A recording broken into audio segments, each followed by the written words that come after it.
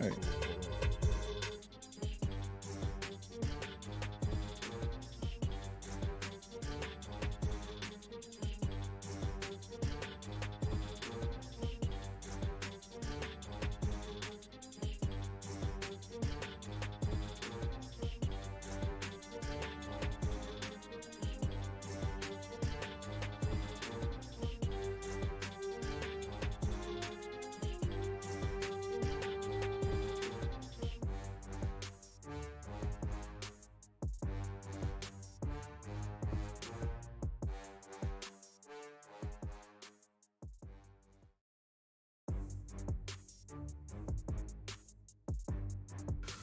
All right, let me make the mic high. What's going on, y'all?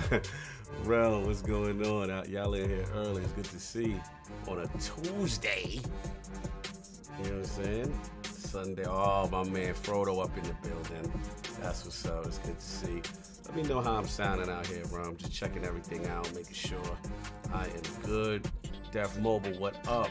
Back from the dead, what up? Assemble, I see you in there. What's going on? Bounty Boom. What is going on? AKW, Cat Daddy Early. This is good. This is good.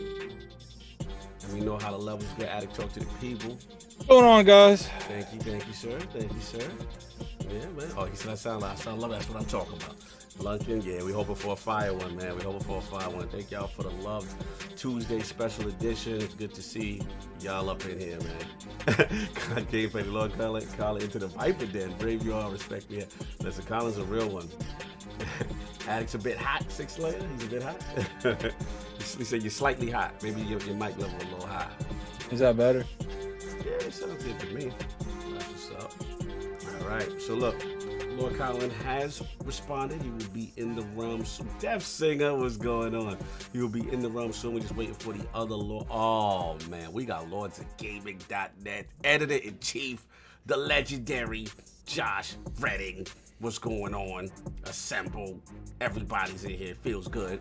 Yes, I'll let the king loose on the topic. I know what y'all want. I know what y'all want. You know what I'm saying? 6 Days said you good now. He said you good now. All right, so look, we're going to chill for a minute. Like I said, Colin will be up in here. Solve is pulling up. We're waiting for King. And then 5 p.m. Eastern, y'all. Y'all know what time it is. The realm. We back. See y'all in a bit.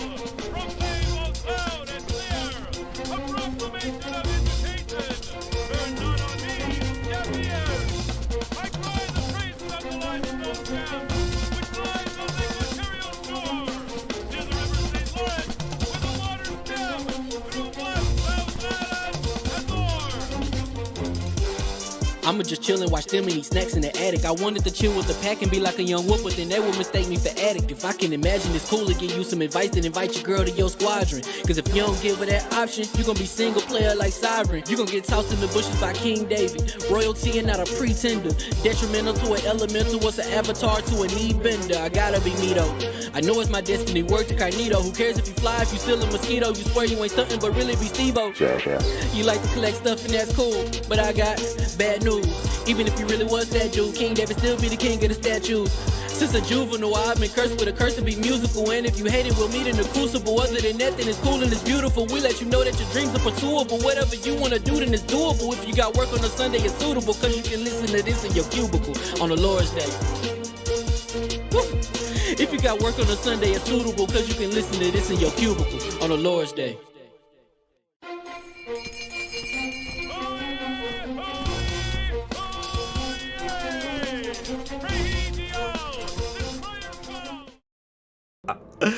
All right, and 2 and minutes. we are live with a hot mic. But before Hot mic. we start, I want Soft to actually take care of some super chats now. Okay, so yeah, guys. So before I say anything, I want to say in advance, thank you for any and all support that we get during today's show. But as you know, we have to respect our guest time, so we won't be reading the majority of the super chats. I'm going to read the 2 super chats that we have so far, and afterwards we'll read all the super chats. So thank you in advance. So thank you, Ron. First off, we have Lady Boom Josette Rivera with the $20 super chat. Regards and much love to the ILP crew. I know it's been a while, but wanted to show my support and love. Have a great show. Saludos y abrazos from Mrs. Boom. Saludos. Yes. Thank you very much. Saludos. Thank you. And then we have Adam. I'm going to say Adam. With the $10 super chat. Hail to the Iron Lords and to the Lord of the Last Stand Empire. Guys, I've been thinking a bit here. Do you think Microsoft might have Ocean's 11, the games industry and media here with all of their moves? I don't know. Let's see. Let's see. What else we got, Sal? Okay, we got 2 more quick ones. Here they come. Yeah, here they go. Plan to take a 2-hour nap. Clutch Man with $2 super chat. Plan to take a 2-hour nap, but ILP plus Colin equals not today. That's right. And then we have Malik Tyler. Thank you for your support. All right, let's get into it. All right, listen. Hear you. You already know what it is, and we are live. Welcome to the Iron Lords podcast and the Lords of Gaming.net, episode number 203. And it's another glorious Tuesday. And we are back at the round table on the Lord's Day. I'm extremely excited about our special guest, and we've got MLB The Show on GamePass, PlayStation Game Preservation, and PlayStation Now /PSPlus to discuss, so we're going to get right into it. I want to introduce a Lord who, in my opinion, represents a unique element of pure gaming passion mixed with an intellectual approach to the games industry. Whether it be his informed opinions on nerd culture or willingness to engage in respectful debate, this Lord always stands on his square and ultimately takes his last stand for what he truly believes in. Introducing the Chief Creative Officer at Lillymo Games, as well as the creator and host of the SacredSymbols and Knockback podcasts, the Lord of Greetings and Salutations, leader of the Last Stand movement, with the most iconic G.I. Joe collection in the game. Live from Virginia by way of Strong Island, New York. And kind enough to make his debut at the Realm of the Lords. My man, Lord Colin Moriarty. How you doing, sir? I'm very well, thank you. Oh, that's very completely unnecessary introduction. No one's ever introduced me quite like that. It's like I'm about to give, like, you know, the address a at the graduation or something. Appreciate you guys. Thank you for having me. Thanks for coming, man. You are a Lord at your do. Huge fans of what you're doing out here, man. First of all, how you been, and what games have you been playing, man? I'm good, thank you. So games. I've actually been playing Wild Arms 3 for like 2 weeks for no reason. It's a old PlayStation 2 role-playing game, and it's on PS4, like back, when they released like a bunch of backwards compatible games in 2015 and 2016, and I just feel like playing it. And my girlfriend makes fun of me every night because I actually can't stand the game, and I just keep getting further and further into it to where I can't stop.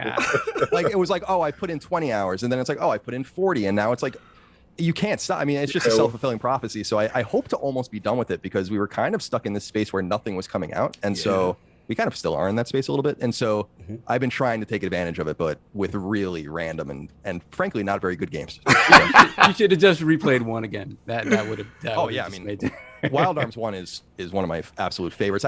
It was funny because I bought this game when I was a freshman in college, as I remember, and it was all coming back to me as I was playing it. I'm like, oh, I remember why I hated this game.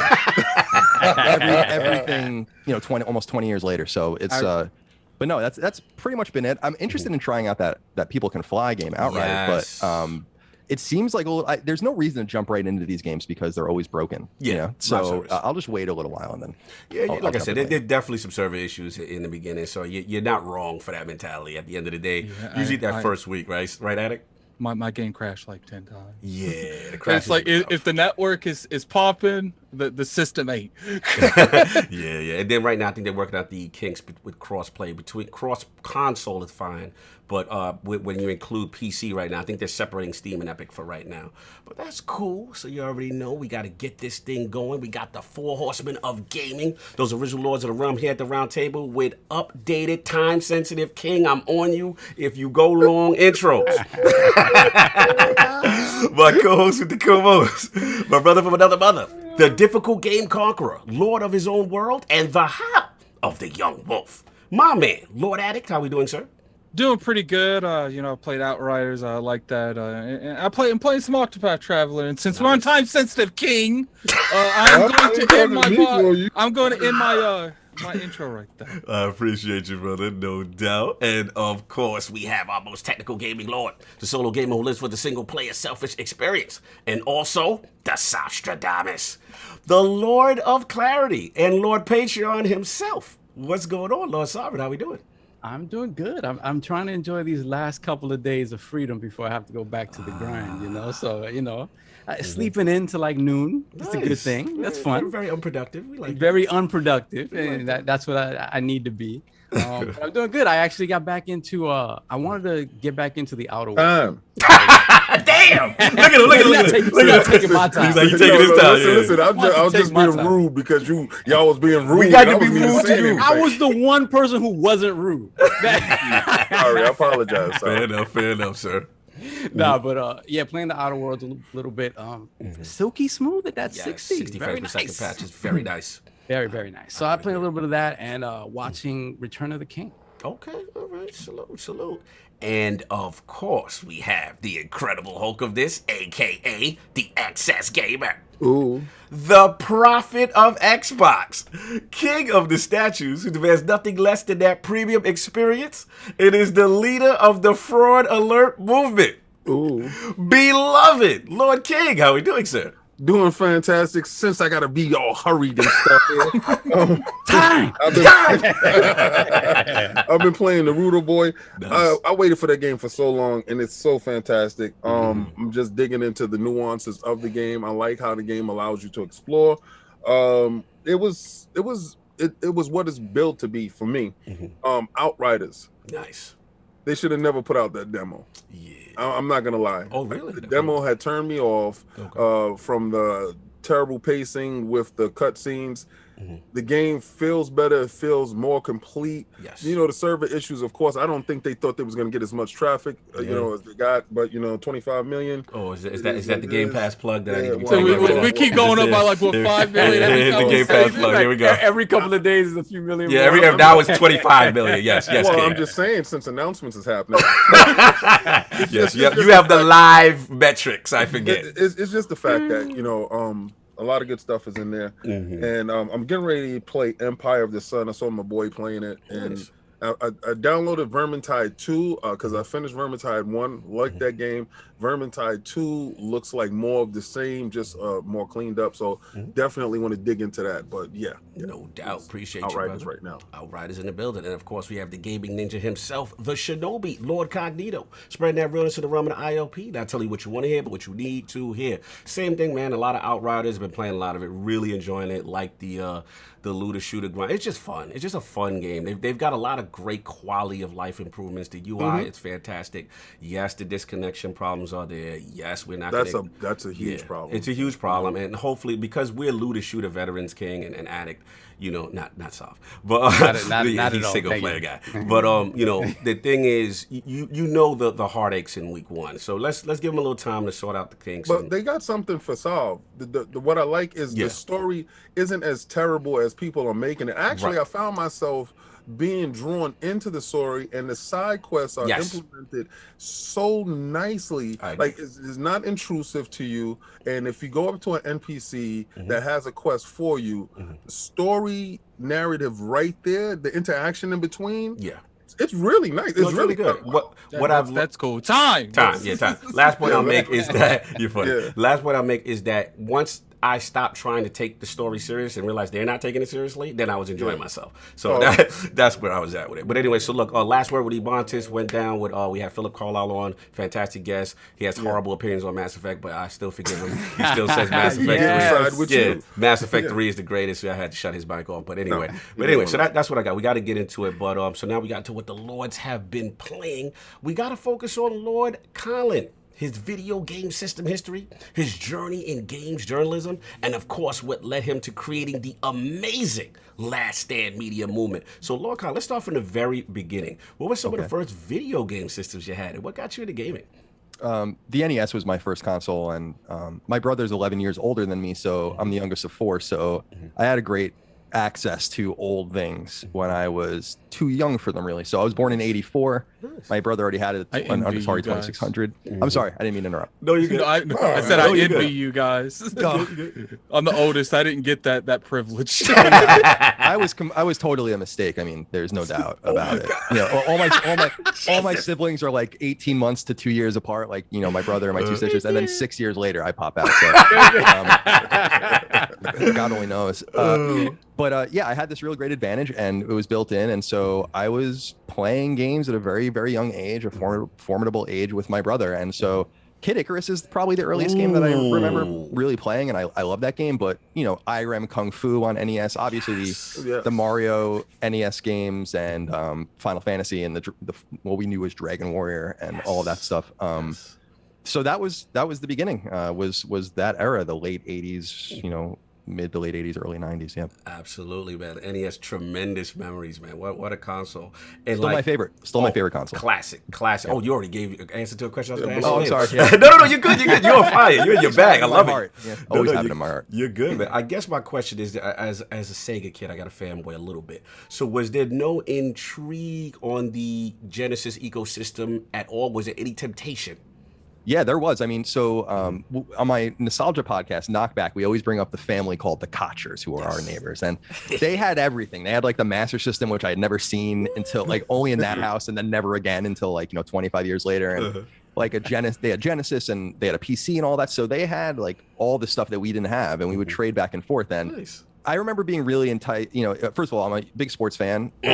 And so Genesis was great for sports games. Yes. So we used to play NHLPA and Madden and all of that kind of stuff back in the day on that. But I was really attracted to Phantasy Star as well. And so the 4 Phantasy Star games. But actually, there's a funny story. I tried to trade my SNES at some point in like 1995 to a neighbor for his Genesis. And I gave him like, you know, Super Mario World or Super Mario All-Stars. And he gave me Shinobi or something like that. And then our parents got mad and made us switch back, which I think was like, because you know, each parent not really knowing thought the other kid was ripping the other kid off. They didn't really know that we were actually quite happy with the deal as it was constituted. But I still feel like they kind of did me a favor, you know, because I wanted it. I didn't want to do that, you know, but at the time I did, but it wouldn't have been a good choice. They corrected your mistake. Yeah, I think so. It almost reminds me of a sports trade where the league steps in. Remember what was that? The Lakers and the Kobe Bryant stuff. That with the they Hornets. tried to do that. It was like, Right. Now, so I got to break protocol a little bit. I don't know if you saw James. Yeah, of course. Yeah, you got to break protocol. That's crazy. No doubt. Shout out to Lord Jameson with the $100 super chat. Wow, thank you. Just dropping the bag to make up for all the episodes I've missed live recently. Salute, Lords. Thank you so much. Salute. Now, that's no disrespect to anybody else. Yeah. Like 25 people that did drop $1. We'll get to them later, man. $2.99. Everyone at the end. We got you guys. We do appreciate everything. Yeah, thank you guys. So I don't want to read it out of context. Sorry, absolutely. Guys. So went from there, obviously stay in that ecosystem. Now 32-bit era. Any affiliations there? Did we go Saturn? Did we make any changes, or did we just stay all the way Nintendo for that during that era? It's funny because at that point, I'm such a huge role-playing game fan. We didn't even really. I was talking about this with someone recently. Like, we didn't really even know like what games were. Like, this is a role-playing game. This is a certain type, like a 16-bit chibi sprite-based. And you started to see that happen with PlayStation. We were talking about Wild Arms actually before earlier after we started. Yeah. And that was one of the first games I saw where I'm like, I need a PlayStation. And Final Fantasy VII obviously was the same. So I actually had both an N64 and a PS1 that generation. I didn't have a Saturn. No one had a Saturn. Thank you for saying that. Thank you for breaking Saul's heart. Thank you. All right, I'm gonna go now. Your hero has said that the Saturn was not on his radar. You've broken my heart. He's right in what he's saying. No, he's right though. He's right. Colin's low-key sitting incognito message like, no more, never again.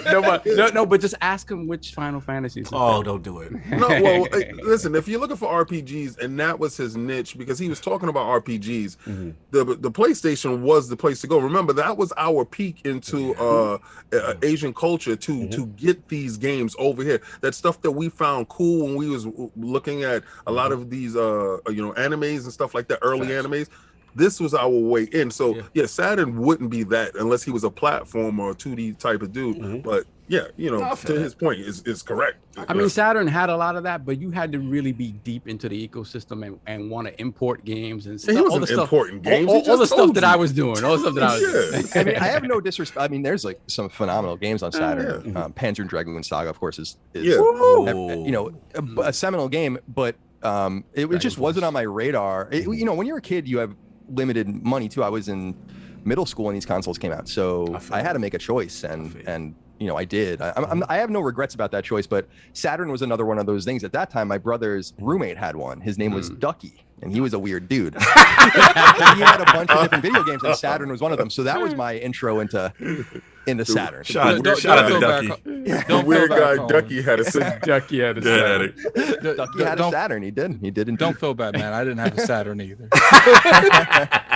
No doubt. And again, 32, and then obviously PlayStation excites you. Now, Nintendo still, you got 64, you got these other things going on. Obviously, I know you said finances and your age at that time, so usually it was about one. So was it a situation that, seeing that PlayStation ecosystem, that Sony, that great console, was the excitement just bubbled over where that was the focus as soon as the PlayStation 1 came into the picture? Yeah, primarily. So I remember my brother went and got the PS1 that fall in '95.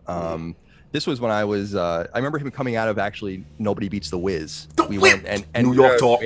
Yeah, we went there and he was with his girlfriend at the time, who is his wife now, and he had Battle Arena Toshinden and all that. And at that time, I wasn't really that attracted to it. We were actually still playing SNES primarily at that time. We were a year away from N64. Gotcha. All these rumors in the magazines. Obviously, the internet Ultra is 64, just Usenet. And exactly, Ultra 64. And so, so N64 has some great games, but I still am of the mind that it's kind of overrated. I mean, I think that like there's probably 10 or 12 amazing games on the console, and PS1 has just many more than that, and so you can't really compare the two. I almost feel like N64 is at a severe disadvantage just because of the technology, but there's a lot of really cool stuff on the N64 that I love. That some of it's cool, some of it's not, but it's super modular. The expansion pack and Rumble and all of that, and having different games that only work depending on your hardware. It's interesting, What's funny is they talk about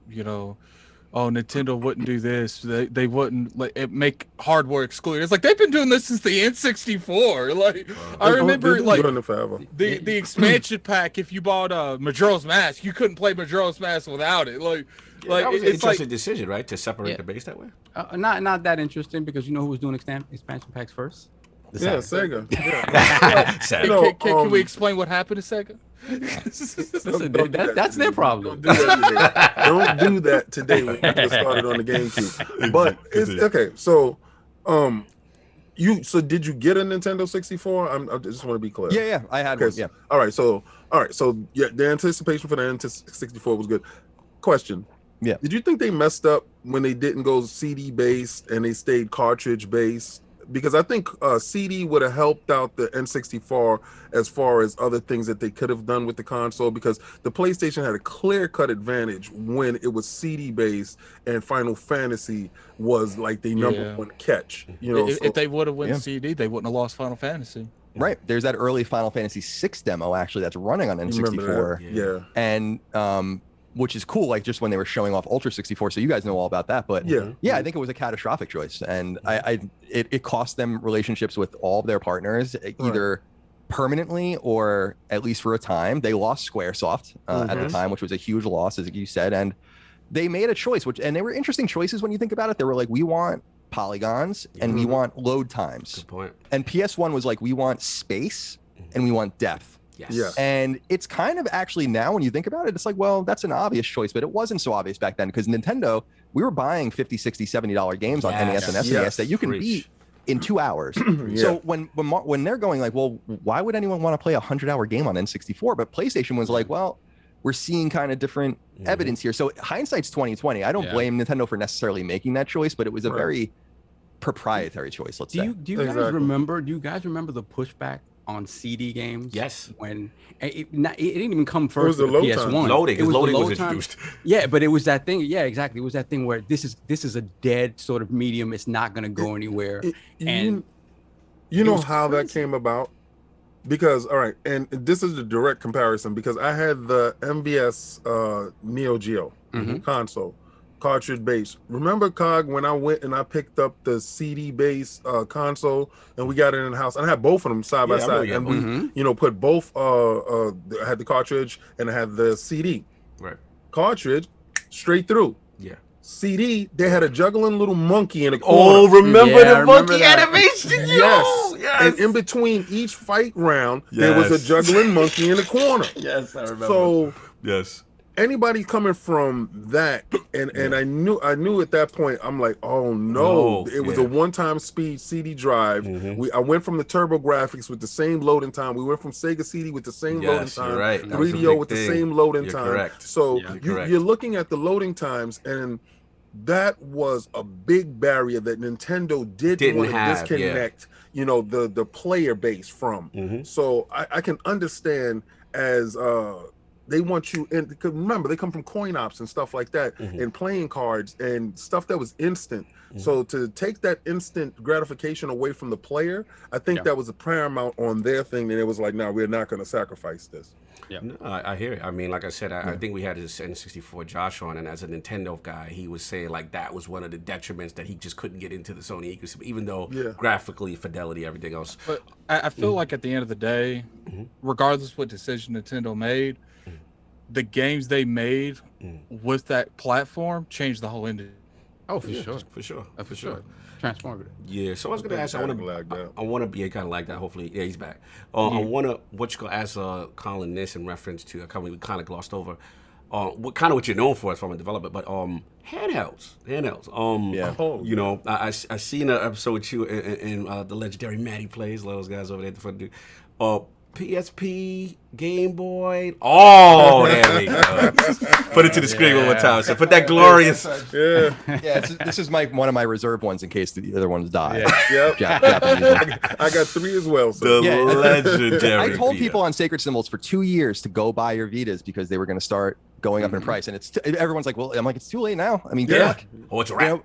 I love handhelds. Yes. Game Boy was like a seminal machine for me, and Game Boy Pocket and Game Boy Color, of course, to a lesser extent. Game Boy Advance, of course. I mean, we just had Oh, not just that. Well, it just came out in Japan 20 years ago, but I remember in the summer of 2001 getting my Game Boy Advance, Arctic White, Yes. Castlevania, Circle of the Moon, Super Mario Advance, which was Super Mario 2. Yeah. And I remember so clear as day getting that because I got it the same week that I got a 311 record that came out that summer too.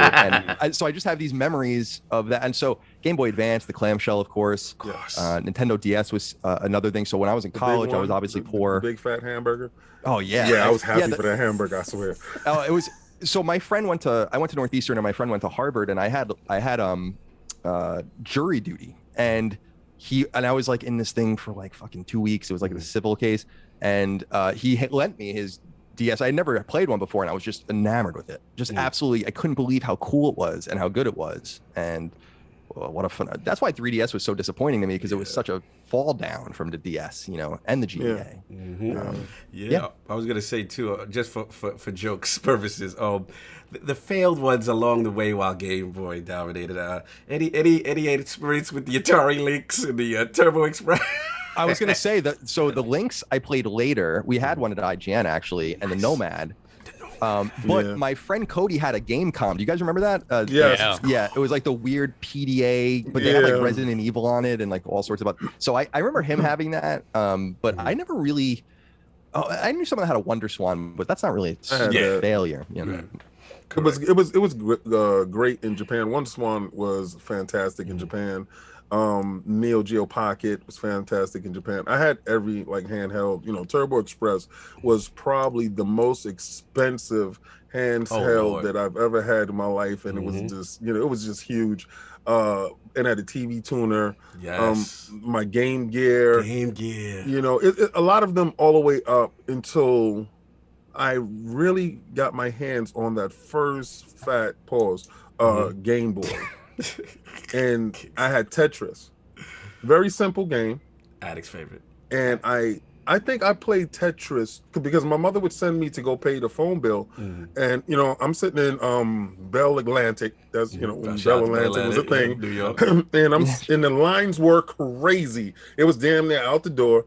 So I'm at the line, and I really didn't care because I'm playing Tetris all the way through, and it's like and the battery life was phenomenal on that thing. So yeah, I get you. Handhelds definitely bridge the gap for our gaming to get back to our living room. So I think the Switch was a perfect marriage when it came to that type of thing. By the way, I want to say, because you were talking about decisions Nintendo made poorly, not having a backlit screen was a huge boon for them. It was kind of a bummer on Game Boy Advance because I remember playing Castlevania under a lamp because it was so fucking the little light though. You didn't get the little bendy light. The little it was like a little $15 bendy light. I had it for Game Boy, but like where it also magnified the screen. Oh yeah. Remember that? Yeah. But I love it, because you were saying, born and raised in New York and all of that. Everyone that I've ever known that has had lots of different consoles and access to consoles, we all come from New York, which I think is so weird. I think a lot of it just is because of the access to that market. But the only people I ever knew that had TurboGrafx or anything like that, all New York. So Did you ever? You living in Long Island, did you ever really go and kind of hang out in the city, arcades wise and stuff like that? I did when I was older, in the late 90s, early 2000s, I used to go into the city primarily to play chess. Okay. So my brother used to go into the city to play games, and I used to go in sometimes specifically to Chinatown because you guys were saying we didn't. It's so funny because we didn't know how much we were being imbued with Japanese culture, like you said. We just didn't know any better. Like when you were playing NES or SNES games, it was very rare, especially on NES, to play anything that wasn't Japanese. And so you kind of start, when you go to Chinatown and you start seeing all the videos and all the posters and everything, you start putting it all together. And you're like, wow, I am this person. I just didn't know. So those were pretty instructive moments for me going into the city with my brother. But he was an arcade fiend. He was crawling all over the arcades. That wasn't so much my scene. Gotcha. It's so like you actually. So I'm sorry, go ahead, Kate. No, I have a question because. So did you go to like Chinatown on Elizabeth Street in that area? Because anytime we had to get imports or because that was a huge scene for us. right? We would go down to Penguin Village, or they were JNL. It was right across the street. It was they had a war going on, right? So, and because one of the employees actually worked at Penguin Village, and something happened, he opened his own store, and that was the greatest thing that happened for us because they had a war going on. So it was bidding prices, and they'll see you get ready to go downstairs. I'm like, hey, my friend, come inside. So you go inside, and they'll tell you what the new stuff is coming out, and that's how you know about the Japanese satin and stuff like that that was coming out. So did you ever get a chance to peruse the import market?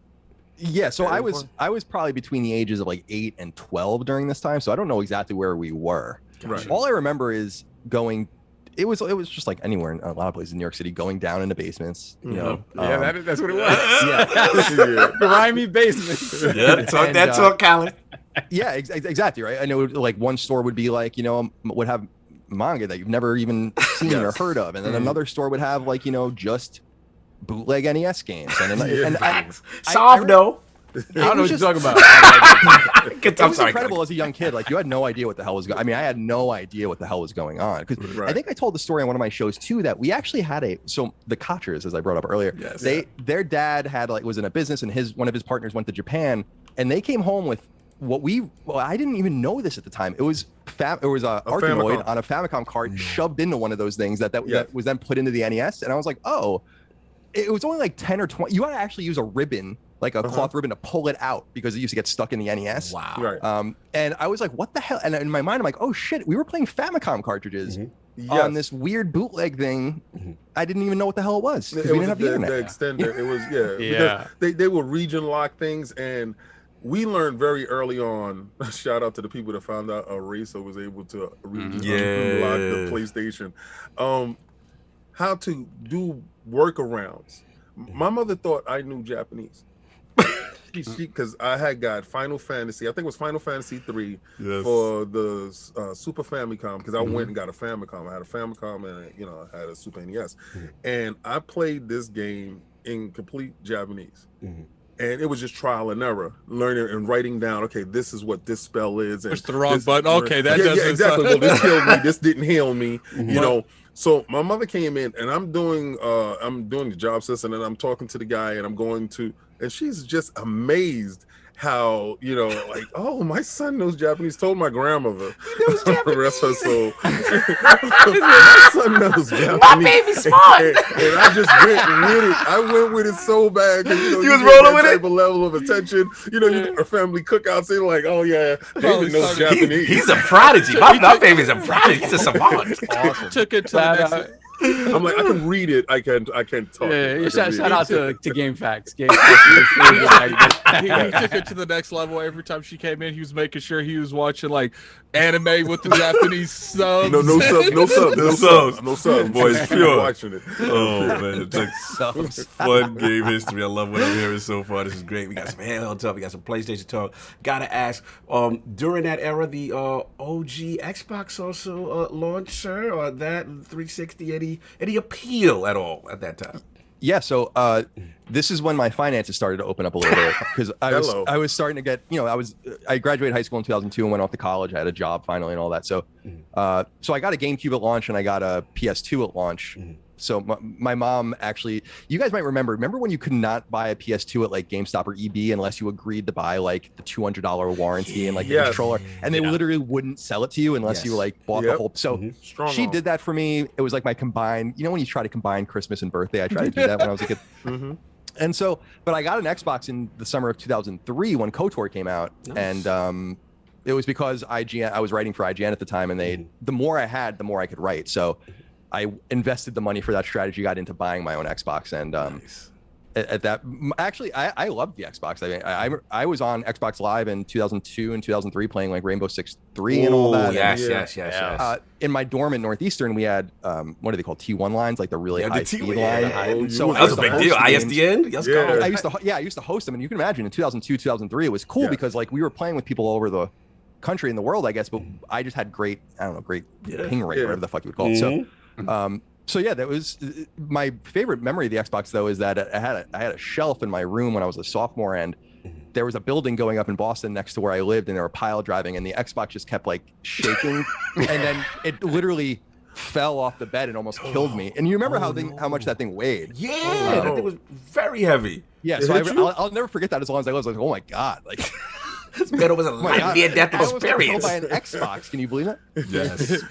Xbox almost took me out. Bro, no, that thing was no joke. Yeah, man, tremendous memories. I remember being one of the alpha testers for Xbox Live at that time. Just an exciting time, right? Because you had, LAN parties and stuff with Halo if you did the local area connection. But then the introduction of Xbox Live, which was kind of groundbreaking and stuff like that, with just playing online with other people. Tremendous. It changed the dynamic. Mm-hmm. Because up until that point, and I know you can attest to this because you had a Nintendo 64 with the first console that you were able to actually plug in 4 controllers. Yes. Instead of going to buy a Turbo Tap or something else to, do that. And you plug in your 4 controllers and you're playing Mario Kart or you're playing GoldenEye or whatever, and you're doing couch co-op. And that was the way that you actually got a chance to play with your friends, unless you had X-Band, something like that. Did you guys know anyone that had X-Band? I never knew. I actually, yes. I had that. You know what it was? You had that connector on top of your, I had the Genesis one, and you had that connector on top, and you had to put your little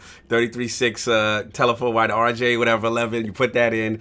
Whoever could not be on your phone. If your mom or anybody, family was on the phone, your game was lost. So in the sports community, like NBA Live, those type of games, like you would play against people. I think the fighting games, they had a couple of fighting games, right? I think Mortal Kombat. I didn't test the fighting games. I played NBA. I remember sports. NBA Live. Yeah. And there was this one dude named Showtime that I was playing. Yes, he used to kill him. I remember Showtime. Yeah. So me and him will always have these heated battles playing.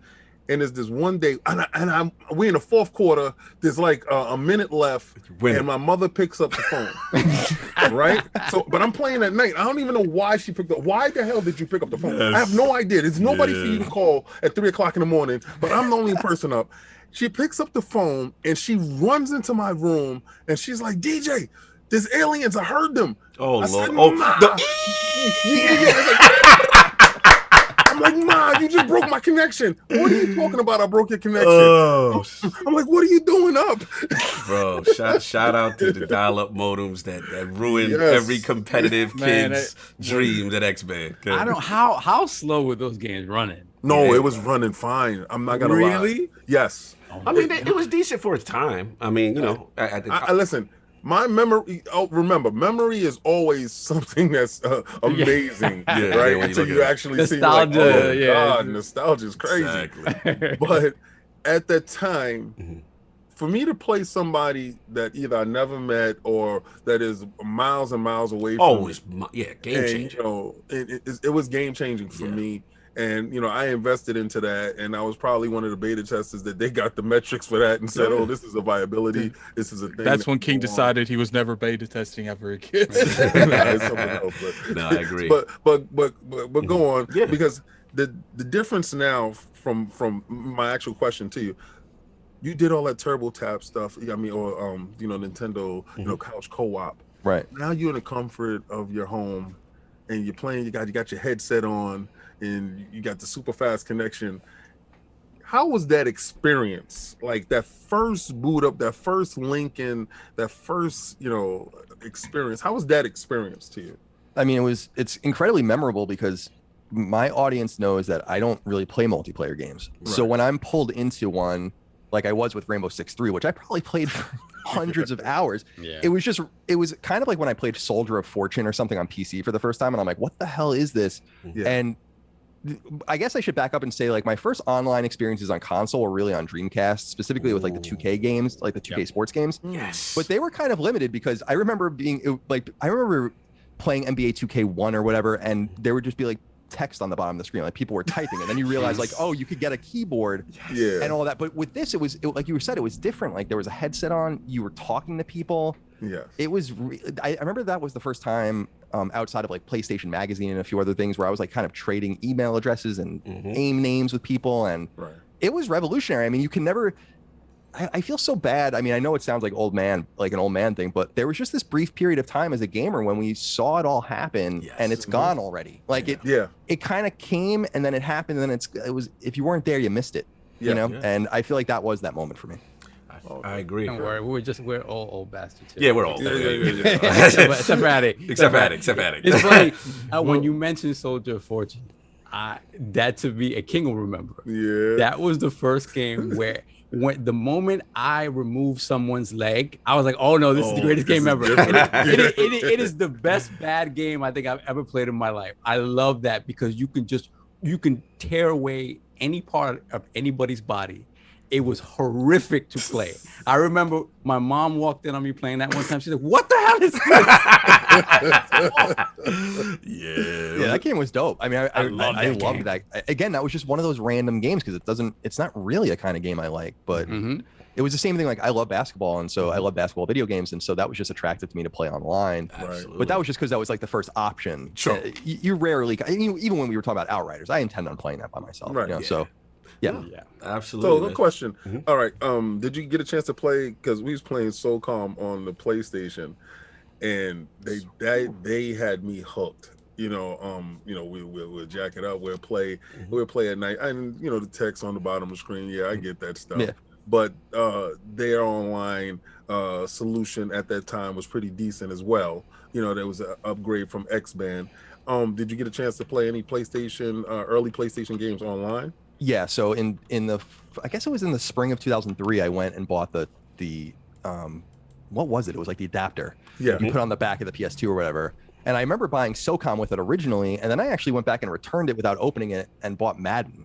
And then I remembered I bought Madden every year, so it didn't really matter. But then I remember not being able to get it to work, and so there are two items I remember bringing back that were both Sony items. One was the mini disc because I couldn't get that to work, and the other was the multiplayer adapter for PS2, which I'm like a Luddite. I'm actually pretty stupid with technology, so it's amazing that I can get any of this stuff to even work. But so that was my experience. Colin, didn't the PS2 multi-tap, was it like a L in a way? Did it have like a weird shape? Like a boomerang. A boomerang, right. Yeah, and it was like a boomerang that you would put sideways and the two controls come out. Yes, I do remember.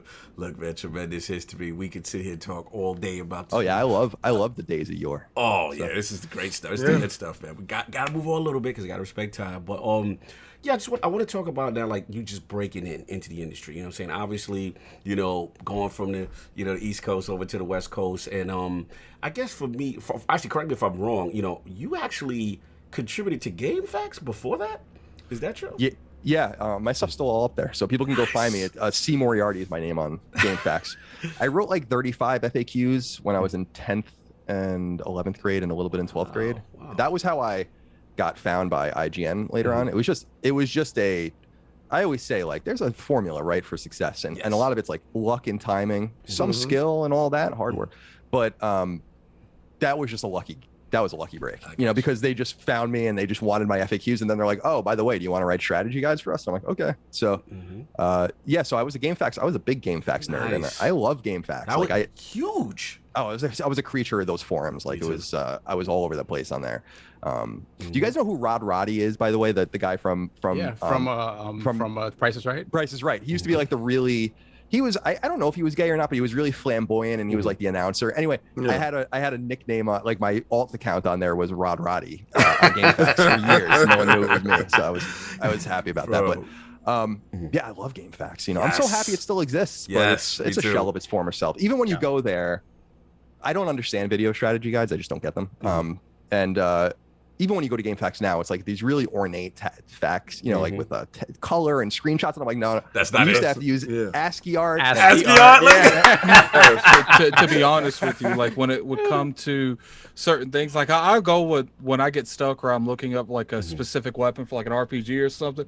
I'm like, what's the best weapon for this subclass? I'm done with this. So I'm sitting there, like, first thing I'll look up is like a text format. And then if I can't find out where they're talking about, I'm like, I guess YouTube's next. Like, I mean, it was an attic. It was a different time, brother. It was like, Cake, I'll let you go. Sovereign knows. I had a printer. I brought a printer just for printer for it. Yeah, I brought a printer for that. I was like a big strategy guy person back then. Like, if like I remember I collected, like, up until I was like 22, 23, I had like 200 strategy guys. Yeah, Primer. So the thing about the Primer guys, and the thing about it, like, for us, it was huge for us when it came to fighting games, right? Yes. You buy the Primer guide, right? you buy the primer guide, but the primer guide would give you the Overall pre-canned things. combos, like overall moves, and then you would find basically guys who were pros. Talk to them. The Evo facts. Where you had to learn. You had to learn the language of the fighting Exactly. controls. That's where we learned about distance, about frames. Preach. Where we learned about all the intricacies. Okazami. Yeah. Like I didn't even know remember. So you learned range 3, range. So that was huge in the Tekken community. Yes. So in other words, you learned everything of the reasons I stay away from fighting. Well, you know, when we printed out. And we would print out a fact just only on the character that we studied. And it was like having a college course. Yes. And you learned your character and how much knowledge you retain dictated how well you would do on Saturdays with us. We would get together on Saturdays, right? Yes. So Monday through Friday, we would read our strategy guide, getting ready for these battles and practice, right? And coming and working these moves to see if they actually work. And I will never, ever forget, I specifically I had a Gateway PC. Shout out to Gateway. And USA days and all Gateway, that. And I purchased a printer. And he asked me, "Oh, okay, what kind do you want?" And he's going through. I said, "Listen. I'm on this website. I don't care how fast it prints out. I just need to print out these strategy guides." He gives you a dot matrix print. A dot matrix. Yeah, Totally. See, this is how I could see you guys back in the day. Like someone new shows up, they're like, he shows interest in any kind of head-to-head fighter. And then you're like, "What character you like?" He's like that, and then Keith just throws, "Study." No. That's how it was. No, you get beat.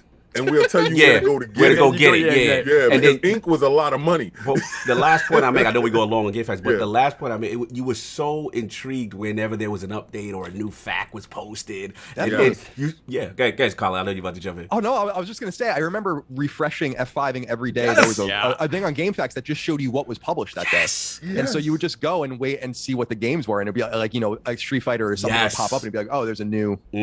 I remember those days very well. You know, and also I just wanted to throw in going to Funko or Borders or something and just straight up looking at strategy guides because you were stuck, which I do all the time. Yeah, just be there all day reading them. I don't remember. Did GameFAQs allow for people like Wikipedia sort of to update facts, or was it just on the author of the fact? It was just the author. Like you literally use an FTP to upload text documents, and then their moderators would put them up. So man, this is huge because again, last point was just that I was going to say is that also, based on the quality, like you guys would get reputation. So it was like, wow, Colin's got a new one. Whoever that author was, if it like he became a rock star in a way, you know what I mean? Because of the authenticity or just how good it was, they started to get reputation. But got to move on because I know we got a lot to talk about.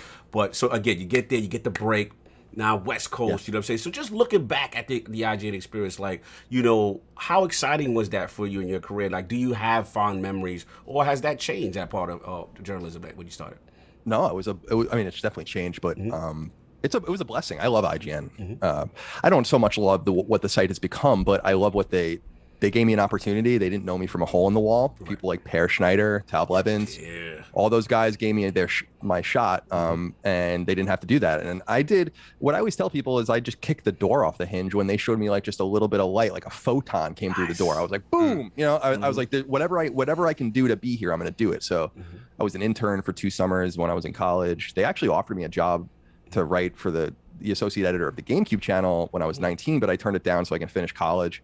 And when I graduated, they offered me a job. I was actually about to start grad school, and they offered me a job. So that it all worked out really well, and I'm super grateful for them. I'm sad to see what has happened to games journalism generally, but that's not really an IGN problem as much as it's a other outlets problem. IGN's always kind of, and I don't mean to say it like this because I think Ryan McCaffrey, who I think you guys I love Ryan. He's a personal friend of mine.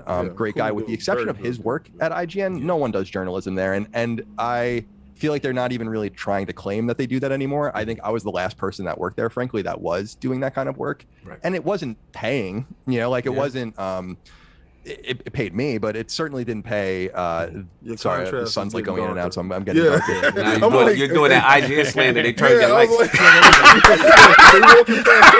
It's like shut him down now. Sorry, I have all natural light here on the left, so I'll turn on the exposure and it'll probably just go up and down. But Yeah, I was very fortunate and very happy to have had an opportunity to work there. Just things changed, and we saw with Greg and others, like we just saw that we didn't. It sounds kind of sad. I don't mean it to sound like this, but we didn't really need them as much as they needed us, and we kind of realized that we can build our own business and not be paid menially and all that. Yeah, well, you know, that's a thinking man's tool.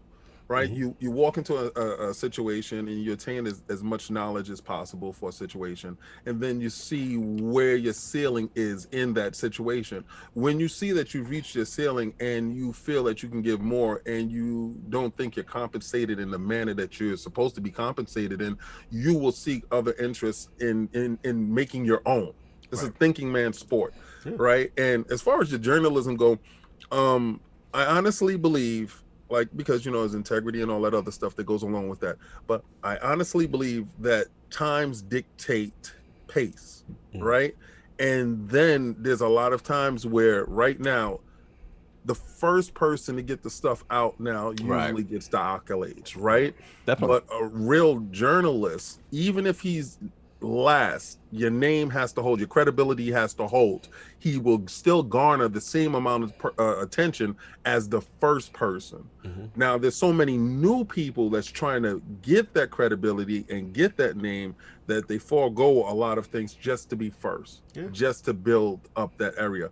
And that's why I think it went now, to be honest with you. I don't know, that's just my perspective of it.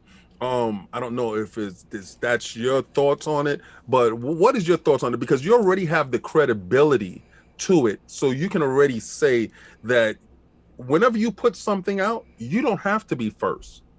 You're Colin. Right.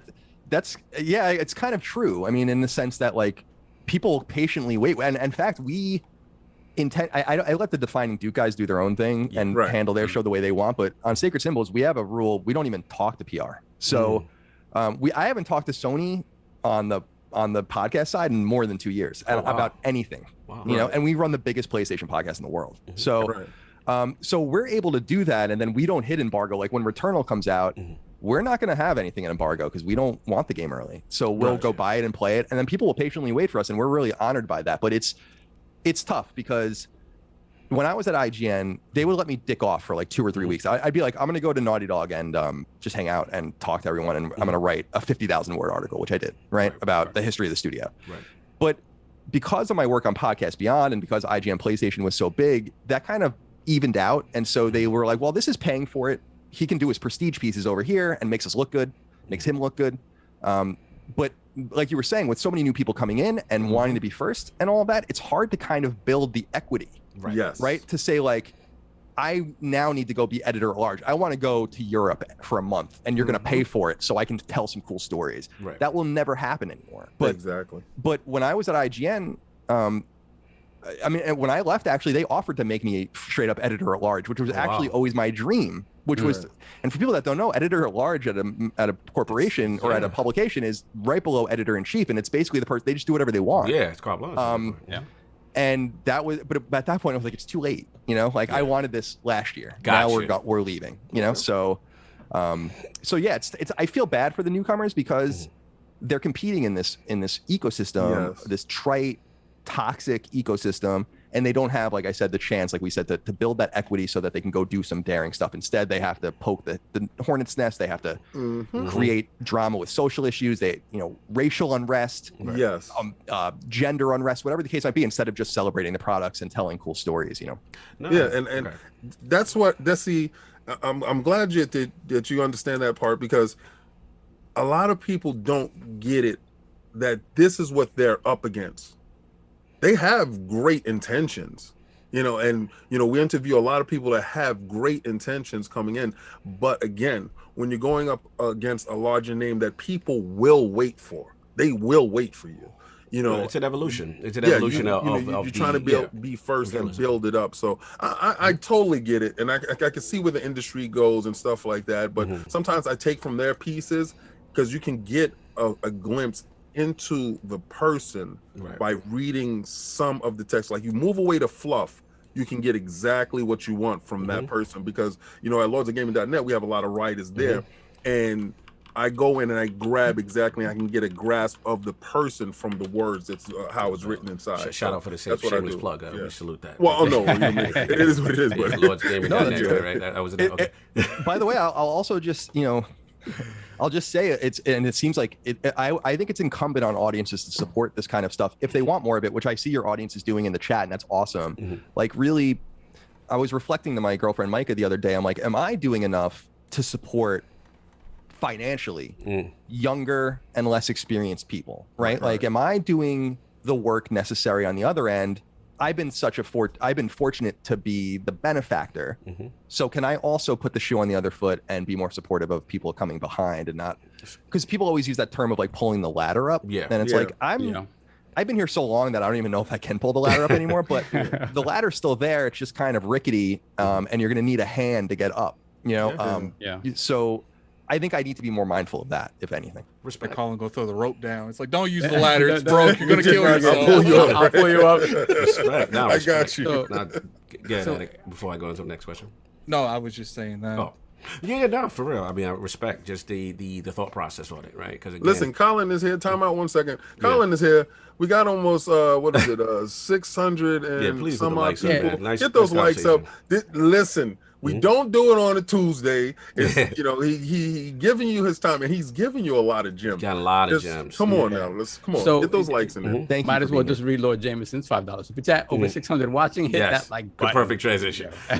So you actually alluded to, as far as one of the reasons for leaving, as far as worth and what you guys are putting in. So I want to get into that section of your journey, and one of those next big steps, obviously, kind of going independent. You and your group of friends, and then you guys create this amazing, kind of funny thing. So I guess my question for you is different in the sense that, did you guys realize the impact you were making to get at that time? Or was it just like everything's moving fast, like young rock stars, and you guys didn't even realize what was going on? What was that feeling like?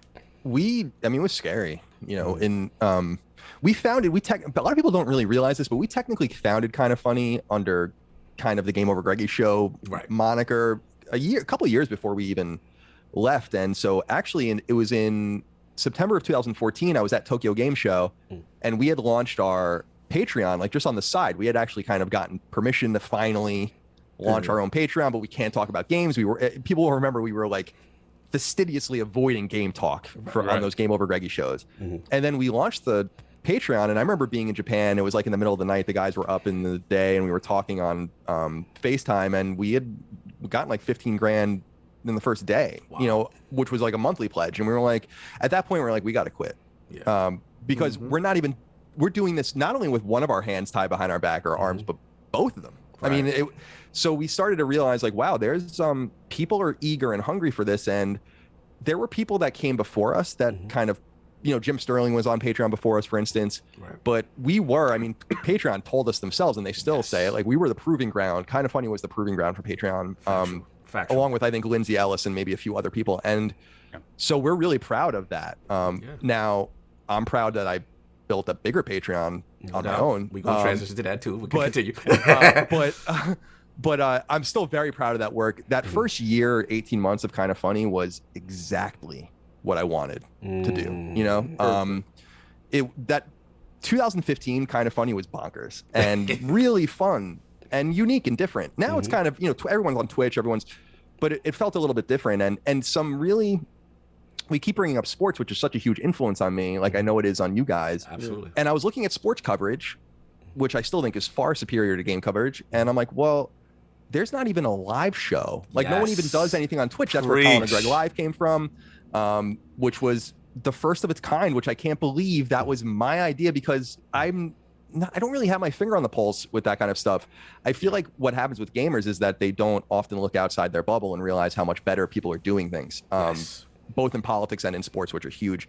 And so we realized the influence we were having, but we were, like you said, also kind of flying by the seat of our pants, because we were kind of making up the rules. We had no idea what the top was, and we had no idea what the bottom would be. And all we knew was we were jumping, and it was really fucking scary because we didn't know if it was going to work. Yeah, listen, you nailed it. I'm glad. Actually, it's interesting to hear you say that, because from the outside looking in, it was like this movement, as collective, and it was new, it was fresh, and it just looking back again, it just felt like rock stars, this all-star team of talent that gets together and does something cool. So it's interesting to see how you look back at that time.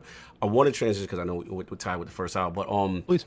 obviously, everyone knows about the tweet, so I don't have to go into that ad nauseum. But what I wanted to say to you was that I don't want to deny its relevance to your story, but at the same time, in my opinion, that kind of individual moment doesn't really define you. What I look at it is I say, it to me gave you the courage in a way to kind of step out your own and then establish something, completely new. Like, I guess my question is, because the Lords can relate, like we came from something established and then we broke away, right? And then we kind of doing our own thing. So my question overall is ultimately, like, how proud are you of the Colin Last Stand Media movement, from that point forward to what you've become, It's really weird, it's a great honor. Right. And people talk about this, I hate using, well, let me use a different term. Yeah. People pretend that they don't deserve their success or they don't understand their success. And that's real. Like when I think about the people that know me and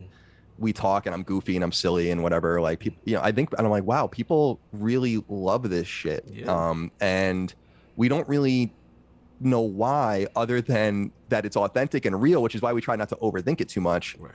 And so with Last Stand, like it's been wild because, and you're seeing this, I'm very political, and you see this in the political space a lot with Substack, which is a new platform, which is awesome. It's a writer's platform. And there's a lot of bubbling animosity on that side with people that are able to make the jump and people that are not able to make the jump and have to remain with mastheads. Right. And I'm just grateful that I was able to kind of get away from a masthead at a website and just explore what I wanted to do, and that the audience was totally down with whatever. Yeah. Colin's, when I was on, like, I remember being on Rogan the first time and being like, which was awesome. That and I remember crazy. Look, I had to cut you for a sec, brother. That was a milestone. Just to see that, I have to cut. That was a moment. Continue.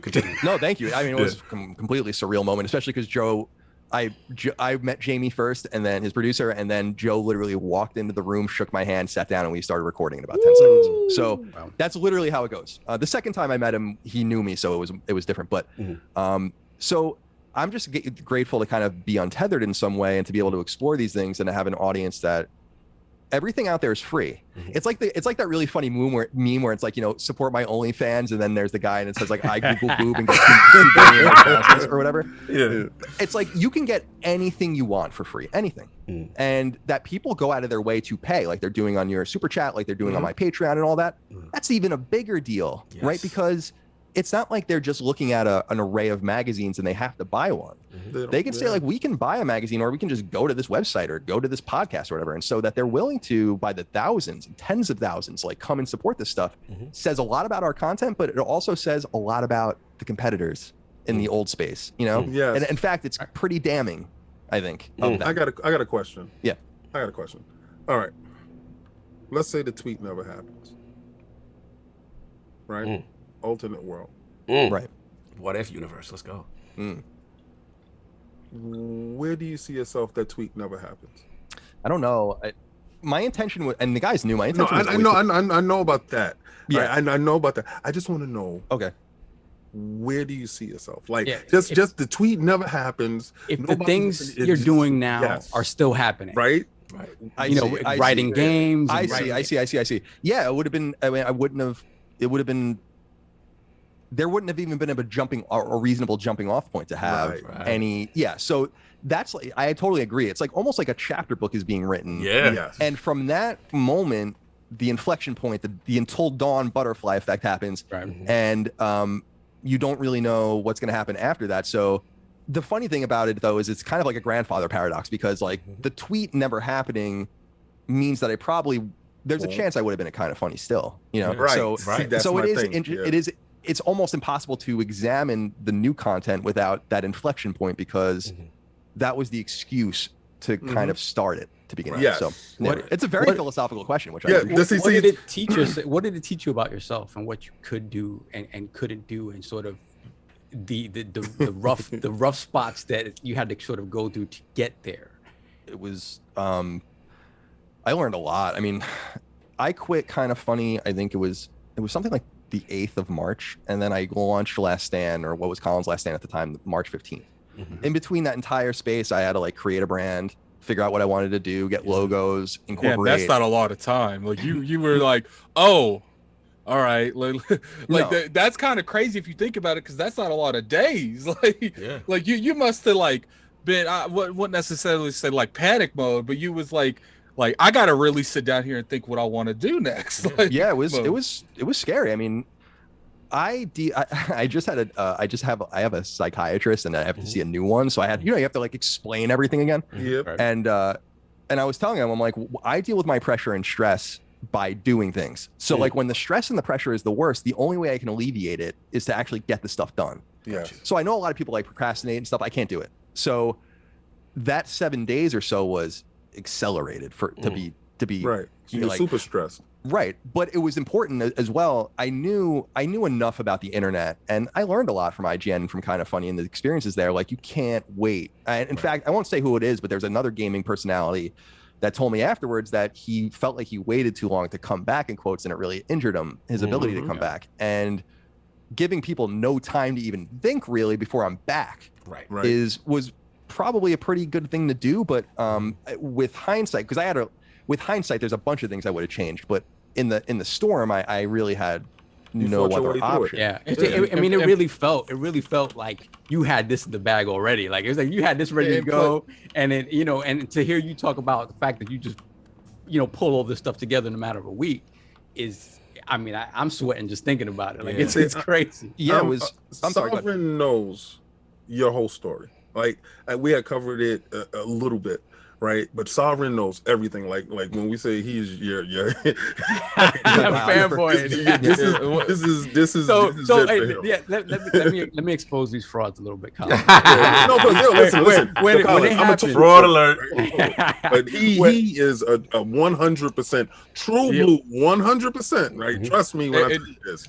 You know what's funny? Real quick before Solve does whatever Solve about to do, I remember like because when I was in early contact with you, get you on, I was just talking, because most of the time it's me and Cognito, and then once we have people confirmed, then we go to the other two.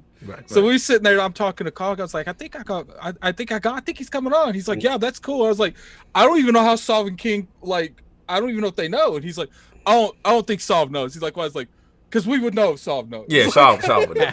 But continue, Solve. No, it was just it's that thing where when it happened, that was my topic for that week on the show, right? And some of the reactions I got was like, "Who's that dude? I don't know." Like, because the thing is, what happens is not that I. Time, continue. Yeah, exactly. But it's that stuff where people sort of stop watching. When you sort of into the YouTube thing, people stop watching mainstream media a little bit. Like, it just, you start gravitating to certain types of messaging and stuff like that. So it was, they were like, "Oh, what's going on over there?" I'm like, "Yo, this stuff happened with Colin Moriarty. Colin was on, Podcast Beyond, all this stuff, IGN." And it was like, the reaction was not so much of a big deal. And I'm like, really? Like, what's going, like, it kind of threw me back, because I'm like, I've been following these guys from forever.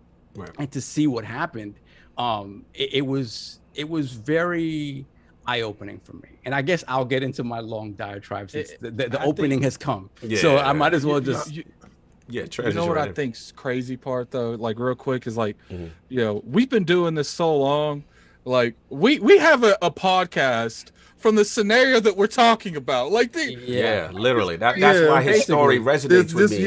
Yeah, exactly. What I wanted to say, and that's the reason why I asked that question, right? Because in our situation, we were in a situation that I'm a team guy, right? Now, I can have my strong opinions all I like, but this is a democracy, not a dictatorship. And we were in a situation where I felt that we shouldn't be in, because I believed in us as a team, as the unit, as the group. And I know you believed in yourself, right? Because when you're there, you're part of a team, but you are this stronger entity when you look at it in hindsight. And I felt that tweet was the catalyst, the birth. Because be it good or be it bad, the tweet came, but you fought through that because you're, like you said, under pressure. This is the ultimate pressure that you're going to get at this point in time, because you're in a position where you're, like you said, this is what it was on point. This is where you was at. This was your sweet spot. If that tweet doesn't happen, you're probably still in that sweet spot because it was very comforting. It was very to the point. It was perfect, right? So here's the catalyst to make you be all you can be after that, because a lot of this great stuff doesn't happen, doesn't happen, be it good or bad, right? I'm not either on either side. Right. And you grow it to you. Yeah, absolutely. I think that's super insightful. I was just gonna say, I mean, just in the sense of you don't, I mean, it's so trite, but you don't know what you're capable of until you're put in a position to be capable. That's where we going. Plus, that's where you going. And plus, like where, you know, how you handle stress and stuff, like that method and that coping mechanism, like if you would have waited a couple weeks to really like think about it, broaden your horizons, you know, you might not have caught it when it was hot. So, you know, you was able to take, you know, the situation how it was, and he was like, I'm about to blow this up and make it on my end. Like, which is a lot of internal strength. But Sov has to get his point off. I'm sorry. No. This is something I was going to ask later, but since it feels get like, it feels right to transition into it. So I'd be remiss if I didn't talk about this. But so allow me to be a little long-winded, because I just want to give you like our perspective from it. So when we got into podcasting, right? You know, as people who've always followed games and talked about games in our circle, in our group, there's a certain way you talk about games. You laugh, you joke or whatever, but we never talked about games in the way that we do on a podcast, where you sort of have to take the information that comes and analyze it in a way that maybe you never did before. And it's a whole different dynamic. So that opened my eyes to like, wow, okay, games could be talked about in this way.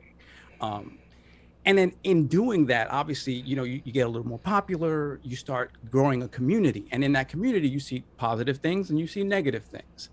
And for us, we've always tried to sort of focus on the positives. I'm focusing specifically on the things that bring us together about gaming, which is the games. Everything else around it, forget about it.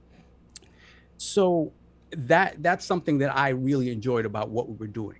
But we weren't necessarily, we've always made a point that we're not going to be get into the political stuff. Obviously the Gamergate stuff happened and we addressed it, but it was, you know, addressing the very black and white issues of, you know, these things that are happening to people in the industry are wrong, not taking a side and actually being critical of the fact that oftentimes the people that start soapboxing for issues and things like that aren't necessarily doing the people that are hurt by what's happening justice, right? Because it becomes an argument amongst themselves and not an argument about the actual issue.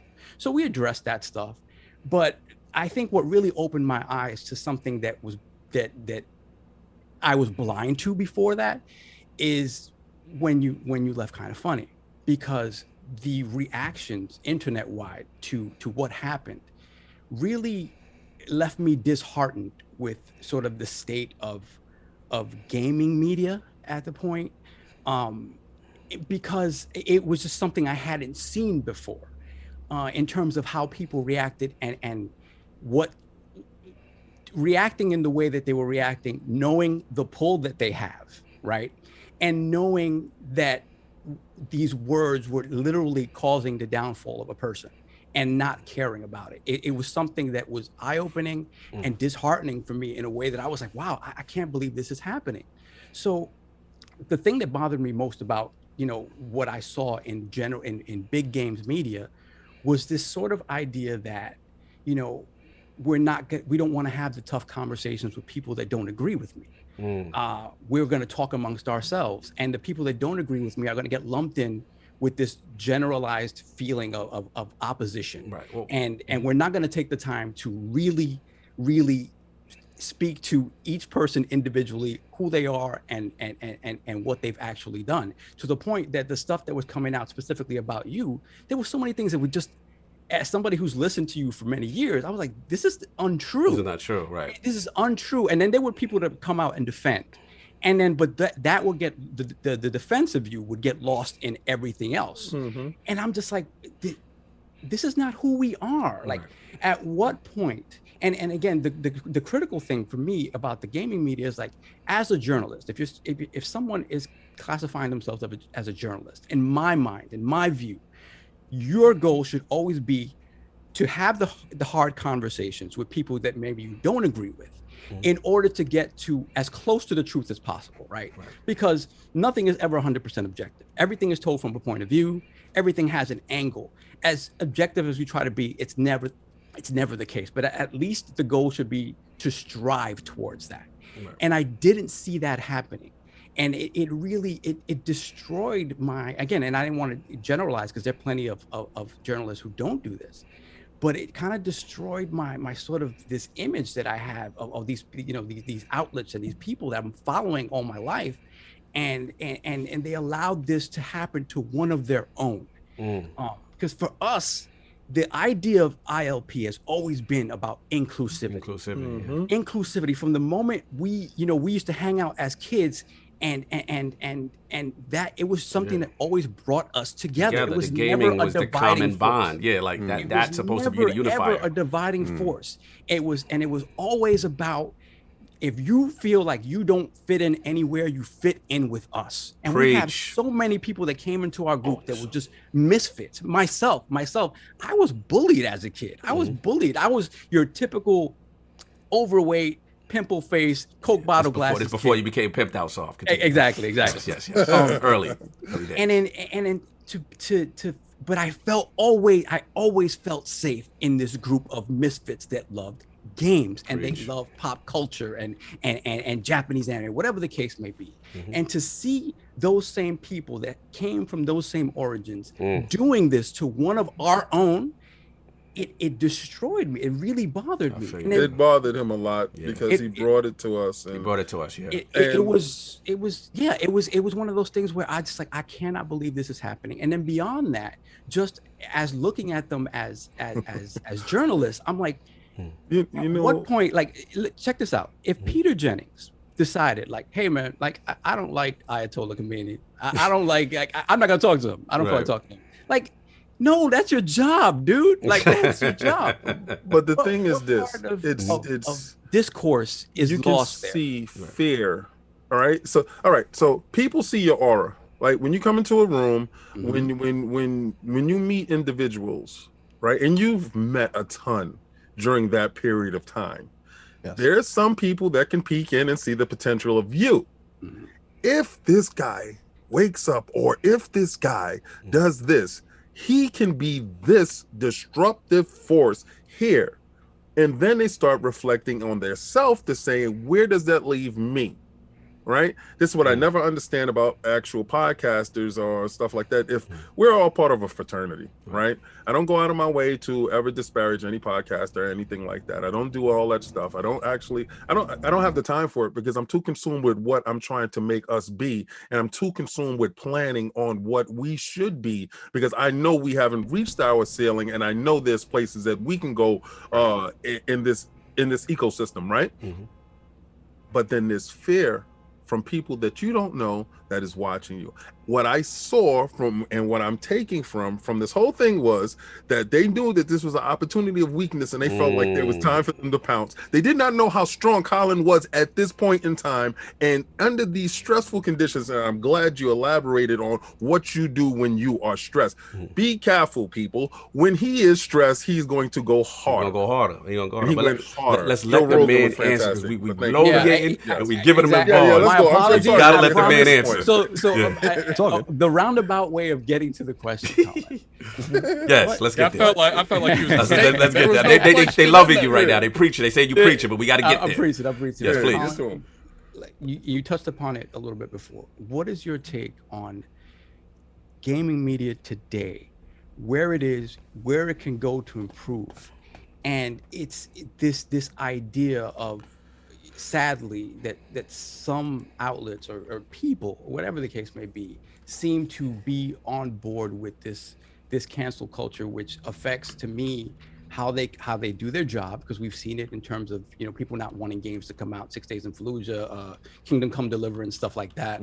And specifically what they're willing to do to one of their own peers. And also this idea of not wanting to have the conversations with people they don't agree with. Right. Colin. Do we come back from this? No. I don't think we do. I think there's a lot here, right? Like the thing about the culture war is that we all don't want to participate in it all the time. And I think that a lot of people that watched me appreciated the game stuff, but also appreciated that I sounded different, and that when that kind of stuff came up, whatever it was, 6 Days in Fallujah, but back in the day, for instance, or of course, remember Borderlands 2 girlfriend mode. Remember how big of a deal that was? And I wrote about those things from what you might call a conservative viewpoint on IGN. The thing about it is that when I was there, that wasn't controversial. It caused a lot of furor in parts of the internet, but they let me be who they wanted me to be, and that was myself. And here's the way I put it before I answer the question directly: is you take 20 people at IGN or whatever publication, and you say like, who's an RPG fan? And maybe some people put their hands up. Who's a sports game fan? And some people put their hands up. Who voted for Donald Trump?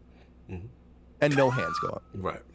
Now, a lot of people say like that's not relevant, but that's incredibly relevant, because you're writing from things for different people, different perspectives, different viewpoints, and all of those kinds of things. When they came after me in 2017, and this is the way I explained it, and I think it's kind of 100% true. Trump had just won. I'm not a Trump supporter, but I am a Long Island Republican. They told us that you are. They banned us. They said, why would we have you on? And we got attacked. That way he's like, please get the facts right. Continue, sir.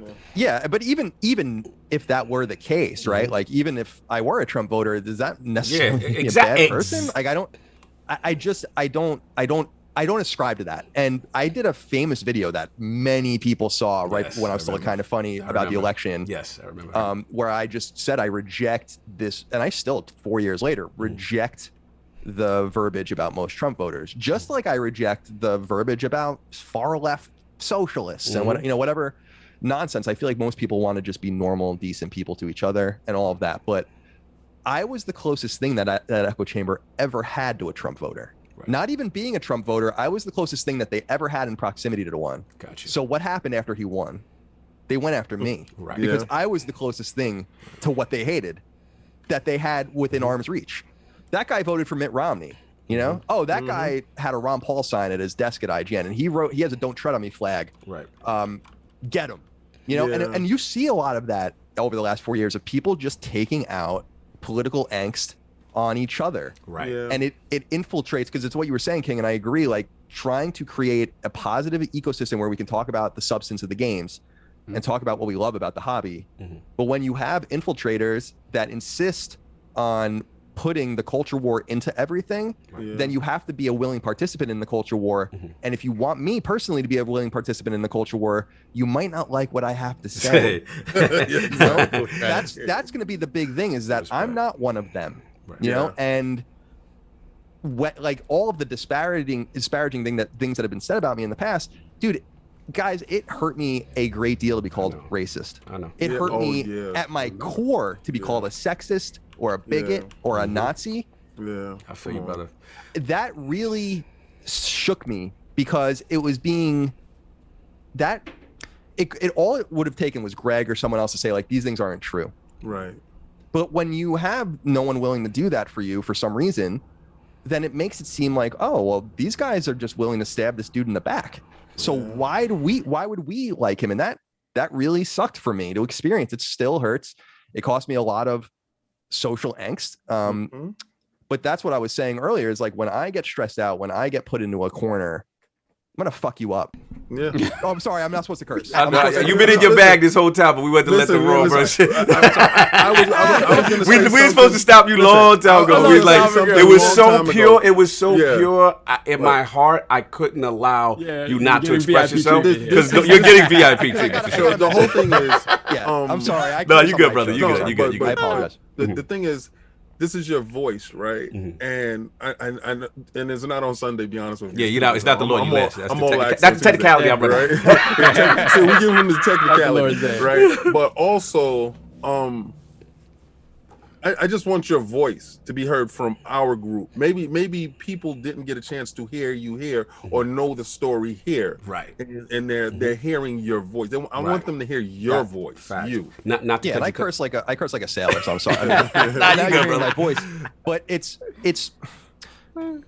really this is why I actually go out of my way to try to stick up for people, even if I don't really necessarily know them or if I don't agree with them. Because very few people did it for me. And that was probably the biggest arrow in my back out of everything that happened.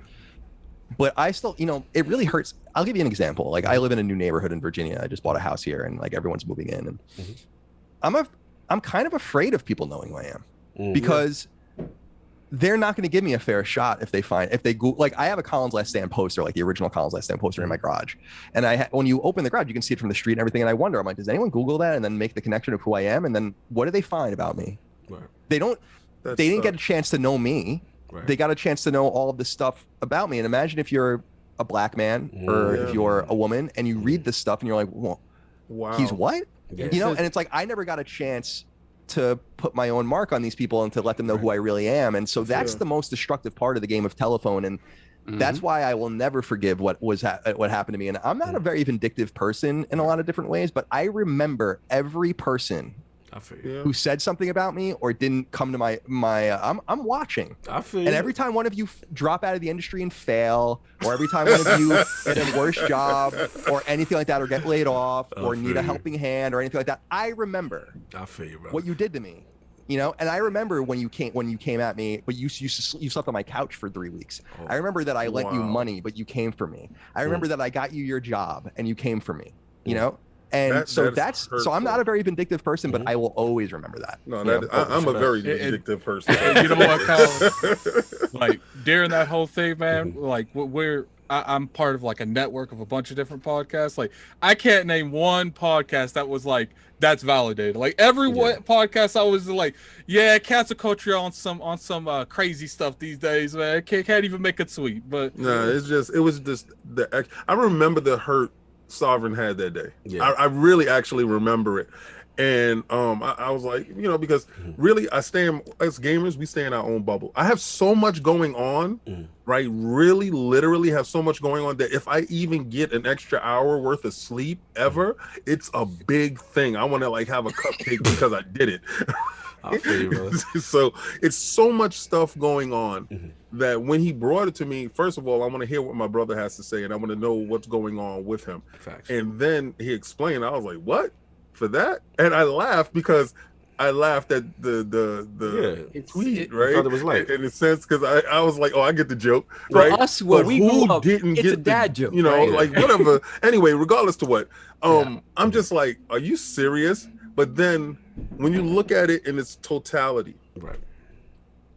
Everybody, I mean, I've went through some terrible stuff, and for the individuals that didn't stand up for me, that didn't talk out, that know me, that didn't say, "Oh no, who, him? Get the hell out of there. That's BS," or whatever, right? And I'm not that was not in the internet age, right? If you didn't stand up for me, I remember, just like you said, but totally different. I'm totally vindictive. Totally, absolutely. Shout out to messiness. I don't want Lord to sort them out. I'll sort them out. but oh Lord, it's absolutely hurtful. And like you said, you go to a therapist. I go to a therapist on Thursdays, and just to talk, to get stuff out, because I'm an internal dude. I start to internalize and stuff, and that doesn't work good for you, right? No. So you got to get it out. You got to have somebody that you can talk to that you don't got to see every day, right? That can know all this stuff, and you see him whenever, or him or her or whatever. Anyway, but this is what I see from it, because coming not from the magnitude of your situation, right, but just coming from a magnitude of my situation, certain things needs to push you to grow to you. Facts. And I see the growth. Like, you said you walked in the room, Joe Rogan walks in, "What's up? How you doing?" Boom, sits down. And when I talk to these guys and I tell them, "Oh, we're going to have X, Y, and Z, these type of people on the show," and I don't know, King. I don't know. We like, you're far-fetched. You're crazy. Yeah, you're King. I don't know, man. I don't know about that one. We'll be like, well, we'll see you next episode. And it took me a while, like, to, obviously you feel certain stuff about things that happen, and then you stop following people, whatever. And then I thought to myself, well, I have to go back and continue to listen to these these places, because for me, if I'm over here talking about the conversations need to continue, right? As angry as that stuff made me, I have to go back and I have to hope that we can get to a point where we can continue to have these conversations where Colin could be on Kind of Funny one day, just whatever the case may be. Right, right. But the thing is, I have to keep that hope that we can get there because the problem seems to be so widespread, and because this thing is pervasive in the culture of gaming. To think that is just who we are moving forward, it breaks my heart. I gotta hit time on y'all. I'm sorry. I know. Because we're killing this man. When we get to the topics. If we get to the time, this man has limited time that we are flowing through. Trust me, I love this. Is powerful stuff. I don't want to mean to be disrespectful, but I have to respect Colin and your time, because I know you got a hard stop. I do want to drop this first code. Yeah. In honor of Lord Colin, what we've done is I went on there and I bought a couple of his game codes. I'm going to drop the first one in the chat right now. Definitely go try these games out. Twin Breaker, Proxy 2. It's old school, baby. Twin Breaker is going to be the first one.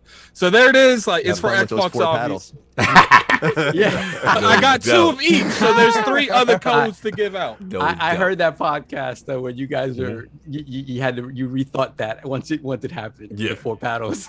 Yeah, we didn't. I mean, that's the we didn't know how hard our games were. I don't know how we keep doing this over and over again, but no. So look, man, again, tremendous. I hate to be the person that stops the fun, but we got to move on. But look, again, I just want to say again, powerful story, powerful stuff. Love what you said, Solve. Got to move. So what I want to do, if you guys don't mind, at least get that MLB topic off. Yeah, let's go. Because this is big. You know what I'm saying? Yeah. So let's transition to that.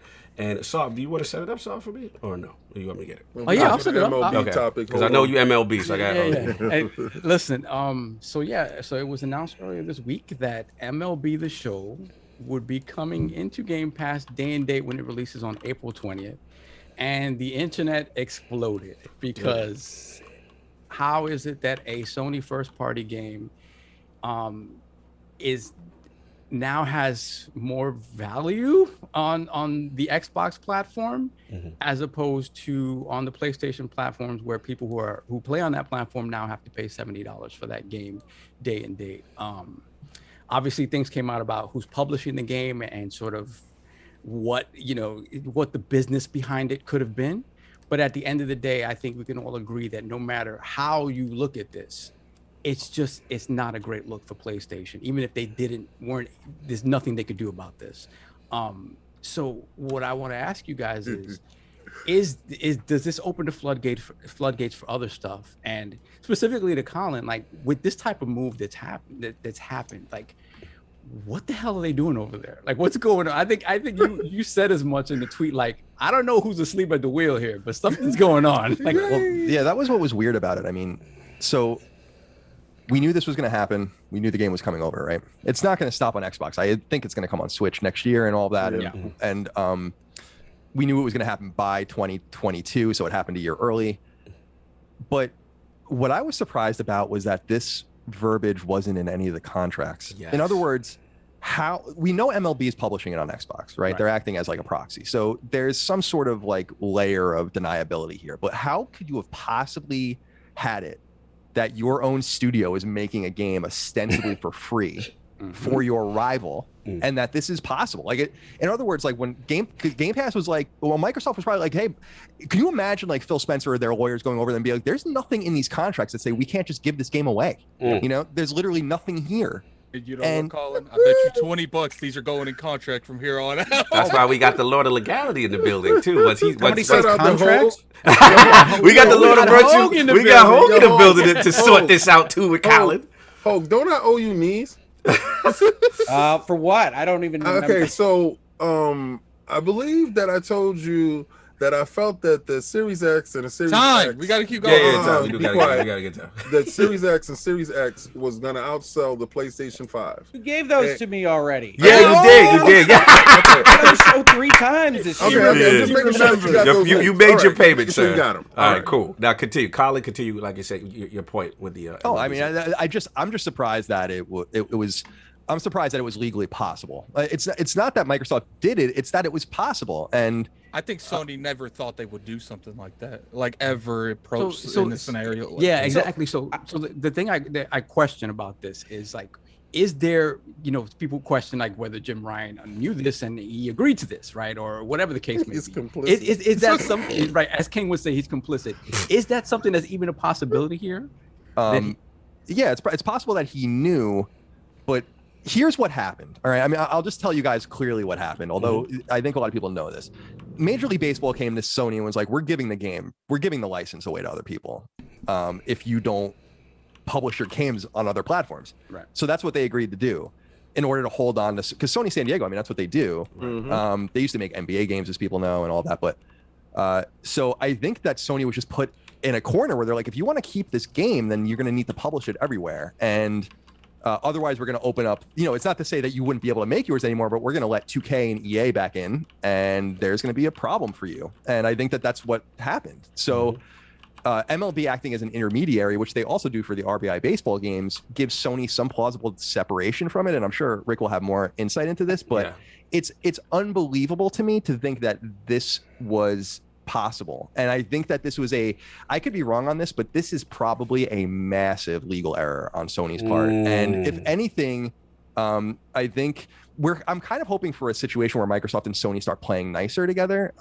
I've often said it would be nice to, for instance, get a very customized GamePass on PlayStation one day or something with just Xbox first-party games or something like that, so it wouldn't cut into the 70% rips that Sony are getting on third-party games, or the 30% rips, I should say. Right. But I feel like there's something amiss here, and I feel like this is such a punch in the throat by Microsoft to Sony that I feel like it's going to set them back. Like if it was getting any warmer between two very cold rivals, I feel like this is going to make it much worse, and it's embarrassing. I mean, this is embarrassing, and there's no way to make it look good for Sony at all. It's horrible situation for them. I personally don't care. I'm but glad even putting it in PS Plus, it doesn't fix it. Well, they wouldn't. I mean, if they can't now because they can do it in May, but we already know April's PS Plus game. So at the very least, the game will have come out and already be on Xbox. The biggest question, Colin, do you think they would do that in May? No, because they don't give away their first party games like that. So that would be pretty unprecedented. They do that with some second party stuff and some, like they did that with Concrete Genie and some like kind of questionable first/second party stuff, but giving away and that's MLB's that Crash Team Racing thing that they had, that Destruction or whatever. Destruction All Stars, but that was just because they realized no one was pre-ordering the game. Exactly. So I mean, I was afraid that was going to happen to Returnal. So hopefully that, because I think that game looks fantastic. But the thing with the show is, and I don't think people look at it through this lens, is that it's a first-party game. Sony makes 100% of the money that they sell. So it's not like they're competing with Microsoft. It's not like Outriders, right, where that's on Game Pass or you can buy it. Because even if you buy it on Sony's platform, they're just getting 70% of the profit. But with MLB, they're getting 100%. So every time they don't sell a game there, it's worse. When they're, with MLB, because it's an opportunity cost. It's not just them losing an Outrider sale; it's them losing a first-party sale, which is their most valuable sale. No, this is a dangerous shot. This definitely what broke the internet. We got the Lord of Virtual Legality in the realm, my man Lord Richard Hogg, and of course we got it looks like Andrew Central's Nicholas Downey, but he dipped out for a second. Hopefully he'll be back with his Zoom call. But let's start with Hogg, man. Obviously Hogg, this news shaked the internet last week. I was dying. I didn't get that Virtual Legality live on deck. I believe you were traveling. I was traveling. I took a week off, for Pete's sake, everybody. I got so many DMs. How dare you? I needed that Virtual Legality to get your assessment. So, Lord Hogg, let's get right to it, man. Like, what did you think about that whole situation? And just what Colin alluded to, like, was it a situation where you felt like when you see these type of contractual things with MLB, was there anything Sony could have done to prevent this inevitable outcome that really didn't look good for the optics? To my eye, so we knew in 2019 when this was all announced that the MLB, Major League Baseball, was clearly putting pressure on Sony to release their game on multiple platforms. This isn't generally something Sony would do on its own. Sony views its walled garden hardware as its primary profit source. It's how it all functions. They're not trying to sell a Game Pass equivalent as much as they might try to position PlayStation Now or Plus out there in the environment to pretend that it is Game Pass. So in 2019, we got the first words that MLB The Show was coming to other platforms. Presumably it'll be coming to the Switch as well. What we didn't know until this past week was that MLB apparently had the right to assume publishing, and with that right, the right to determine how it's sold on the competing console. Because the worst possible thing, Colin is right here. I know, the name of his old show, right? This is the worst possible look for them, because they will have put the money in to produce this game. They will try to sell it on their platform for $60/$70, depending on the console. I assume it's both prices. And Xbox users are going to get it for quote unquote free. We always use free those quotes when we talk about Game Pass, but it's the truth. Sony will have spent all this money. Whatever the deal is with Game Pass will presumably trickle some money over to Sony as the developers, but the primary relationship, that negotiation, at least as it's presented right now, is between Major League Baseball and Xbox. And you can understand exactly how Major League Baseball wants this, is that it wants the most eyeballs playing baseball games. It has had giant swaths of the video game industry not serviced by what is an excellent baseball game. The show is fantastic. It's beautiful. It's the best baseball game out. Oh, absolutely. It is. I mean, I got on my baseball cap. It's the best baseball game out. But go ahead. Continue. No, absolutely. And so they want it to be brought to these eyeballs. They're looking at FIFA and Madden and everybody making a fortune on selling cards, and sometimes getting sued and regulated by governments that don't like the gambling. And they say, why can't we have a casino in our game? And then they're starting to move forward with broadening that appeal. But it is a surprise to me that Major League Baseball, even though they were clearly putting on leverage, that Sony, you're going to release this on multiple consoles by, it looks like 2021, that they had the capacity to go and negotiate a separate deal. Because when you're looking at this, if you're the lawyer sitting there at Sony trying to figure out how this looks, one of the things you're trying to protect is, if you've got a third party involved, you want to make sure that they're incentivized in the same direction that you are in order to make sure that you can get money out of this thing. It is a lot less problematic if the show appears on Xbox for $60, $70 like it appears on Sony. That's okay. We're going to make more money. We're going to owe 30% of a licensing fee. But, this is the same conversation I had in Virtual Legality with my viewers about, well, there is an example where you could see Microsoft deciding to put something like Starfield on PlayStation, because if it's free on Game Pass, it looks good for Microsoft anyway. They can still make money because it's their game over on Sony, and it looks like they're going in a different direction. Which is what Colin tweeted. Continue. I do think that hybrid kind of solution is something that will make sense economically as Microsoft becomes more of that permanent revenue generating subscription service and Sony continues to operate in their walled garden. I continue to see, I think I just tweeted this out a couple of days ago, us moving towards a kind of synthesis that once you get over some of the rivalry here and Microsoft kind of gives up on selling its boxes specifically in favor of this giant subscription service, that you might see more of this kind of unusual pairing. And that's my hope, because I think it's great for gamers. But right now with MLB The Show, the MLB took over, apparently negotiated a deal for Game Pass, the big surprise. And we have no idea what the economic terms are there, but it would be a surprise if they're terribly lucrative to Sony, and they definitely kill some of the value in both the PlayStation 5 and the people that might otherwise buy it over there. I can tell you right now, and this is different because it isn't first party, I was going to 100% buy Outriders on Sony. That Game Pass announcement comes out, and it's like, I would be a fool to buy it over there. That's right. Come over here, Ho. Come over on here. Xbox. And so, I mean, that's a big deal. That's a big deal for Square when they're making that decision. It's a big deal to Sony. Then you take it and you make it a Sony first party. And it's rare that I look at social media inflammations and these kinds of discussions and say that they're worth the hype, but this is a big one. Absolutely. I have a question. I got something to say to King real quick. Yes, What's the scarf, man? What's going on here? Well, first of all, I got on my baseball cap. All right, back, right, because there's a fly ball and I'm waiting for somebody to bet and hit it out. So I'm catching it. All right, I got you. I just got one more whole question. And I got a Nicholas Down question. So, Hulk, again, I get everything you're saying, right? And you're saying this is definitely a publishing deal. MLB did on their own. I get it. I guess the question I have is, would there be language that would prevent it from being on PSNow? Would there be like almost like a non-compete in a way from a service? Because I guess the Sony fan base, the concern was like, okay, if you made the deal with Game Pass or whatever, like how is it not on any of their services? That's the question. Well, understand Sony needs to recoup their development costs, and their business model is not set up to get those development costs back with kind of the nickel and dimes in PlayStation Plus and PlayStation Now. Microsoft has moved completely in that direction and put all this marketing behind it. and is trying to make money that way. So Sony looks at this and says, well, this wasn't the way we had intended. This wasn't how our budgets were planned over the last year or 2 years. And so could they do that? It would surprise me if they can't. Right. That I think the biggest issue here was that in between 2019 and 2021, Game Pass exploded. And they're lawyers. Lawyers are human beings. And you're trying to anticipate every possible change in a market and a business model as you go through these contracts.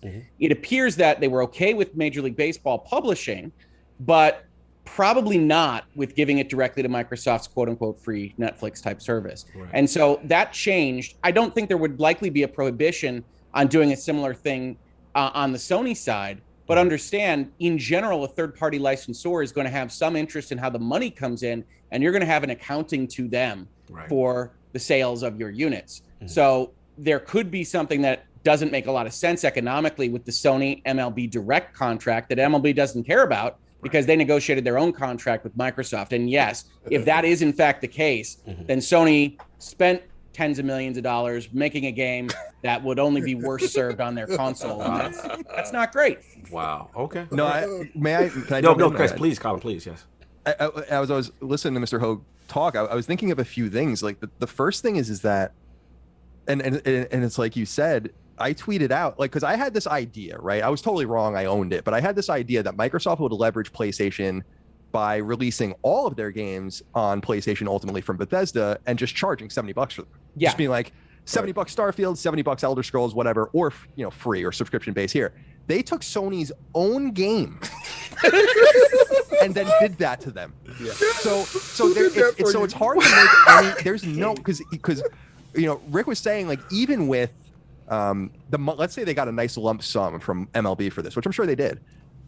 It's not enough to cover what they're losing. And optically, if they joined PlayStation Now and did that now, it would clearly be a reactive move. Like, so it would not only be like the first party game of any consequence that would be on PS Now day and date, but they would be doing it in direct reaction. But I was wondering if this is also possible. I wonder if Major League Baseball went to them and was like, we literally do not care if you make this game anymore. Wow. Because we want to open this up. Look what's happening with EA and 2K with golf right now. Yes, correct. That's an interesting place. There was no golf game for a couple of years. Remember, a few years after Tiger Woods, they did the Rory McIlroy one, but then that was it. Now there are going to be 2 licensed PGA Tour games next year after there being none, right, for years. And I feel like MLB is looking at this and being like, we actually don't care if you make these games because EA and 2K and others are banging our door down to make this game. Here's our lucrative deal to you. And it's interesting that Hogue said in 2019 they made this deal. I bet if the MLB went forward and could do it again, they would be like, we don't want to stay with you at all. You can make this game, but we're going to open the license up. So I think the MLB doesn't really care how Sony feels because Sony needs them way more than they need Sony because they have at least 2 other publishing partners that have and would make a quality baseball game in High Heat and 2K. So I'm wondering if that's also in there. That's when the hot chick realizes that she's hot and she doesn't care what you're doing. I'm tired of this. And the other dude is banging down the door. Phil Dominus, Maximus Aurelius. Here we go. Through with the bag. And I don't care what nobody say. This is the best thing. They can't pivot. They can't move. They can't say, we're going to put it over here right now. It'll be reactionary, right? So they can't do that. They already told you what their next move Slate is going to let Hogue respond to Colin. They can't switch that up.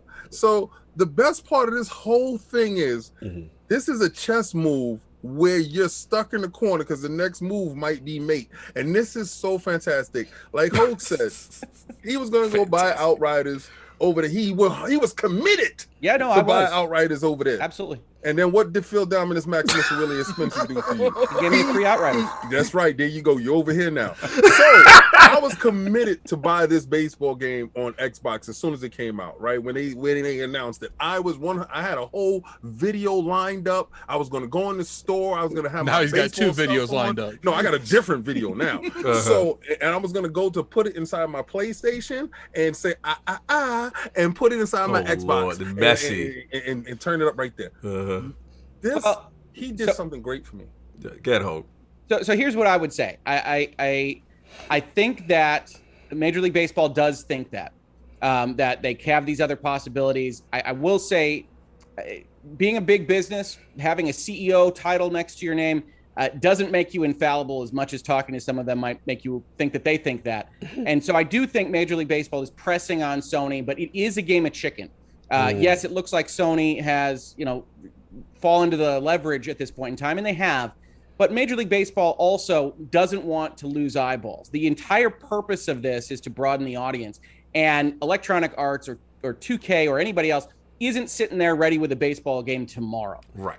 Also, the show is fantastic. And while Major League Baseball might think that they are what the hot girl, King, and they might be, they're also dating a nice, respectable man that's doing quite well for himself. And those two people that are knocking down a door say, hey, we're going to make this happen, but you don't have proof of it. So there is risk on every side. Because that hardcore secretly be going to those other dudes' house without the other one knowing. Okay, but she's creeping. Right? She's creeping. That's all business. You want to talk about capitalism? You gotta be. She definitely told you she over here for the masses. Like the eyeballs is really on this side of the fence. She hiding her phone. She hiding texts. She going outside to make phone calls. Yo, listen. The metrics is there. They know how much they're gonna sell given in this space over here on the PlayStation, right? And to MLB's astute knowledge, they said, well, what would it look like if we put it multi and we give you the option? We're going to go over there. Yeah, of course she applied pressure. She wanted an open relationship. Of course. She went over there. She applied that pressure. She put it out there. And, he was like, either you can mess with me, like Colin said, either you can mess with me too also, but I want to date others. Or we just don't. I just go to everybody else. So, she for the streets now. She for the streets. So Sony said, you know what? I agree to this. But what Sony did not agree to was it was for freedom. The Game Pass aspect. Somebody's gonna clip this and send it. Oh, this is getting clipped. I gotta get Undead real quick because he jumped in, and I got because I know time's up, but I gotta get Undead. Lord Undead, Nicholas Downey, Android Central in the building. What is your thoughts on the MLB thing, sir? Well, everyone's done a really astute job at describing what's gone on from the PlayStation perspective. So I kind of want to talk about the Xbox side on this one a bit, because that's more my knowledge of vision, so to speak. And I think it's kind of really brilliant what they ended up doing. Like, obviously, circumventing and making the deal with MLB is probably one of the... I'm not going to say, I don't want to use the term sneaky or underhanded, but it's definitely one of the most roundabout ways I've ever seen to, have a good meal on your enemy's front line, so to speak. Right. Because this is the first PlayStation first-party game that's ever been on an Xbox console. But the thing that's most interesting to me is that Xbox Game Pass is now kind of transformed, because when this service first came out, it was very much an indie-centric, your smaller games and your older games, and that was what it was kind of geared towards. And like, as someone who likes older games and indies a lot, it really catered to what I wanted.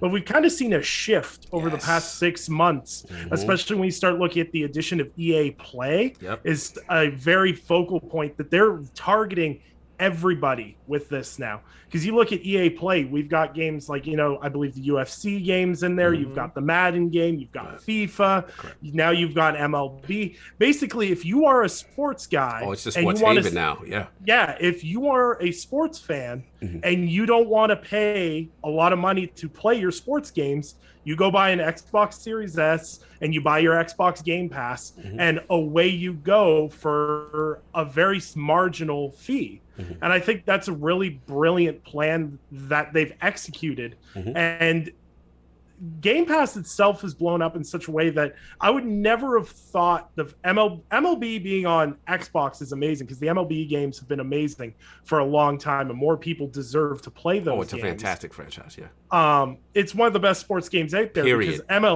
MLB, unlike the Madden franchise, improves in a meaningful way every year, whereas Madden feels recycled and etc. But to have this game available to more people and then have it available on Game Pass, and we put the free quotations around it, so many people are going to change their buying behaviors because of that. I have friends that are now like, well, I can get the Xbox One version, so I'm not going to buy it on PlayStation 5 because I'll just play it on my Xbox One X now. Right. And it's part of a membership I already have. It's changing how people approach games, and it's wild. Get at it. And that's what I was trying to say. Like, a lot of people have, like, I get it. Like, you know, when people ask, like, look, when it comes to exactly what's going on with the, you know, does Sony have to answer? A lot of people say no. But, like, to me, it's situations like this. They've successfully got people that was going to buy Outriders on the other platform. They're buying them on Xbox now. Now they got the MLB, their own game. They're buying it. They're playing on an Xbox now. Then they put their own first-party stuff. They're going to be playing that on Xbox. Before you know it, it's flipped. People are no longer buying a PlayStation for their sole practice of playing games.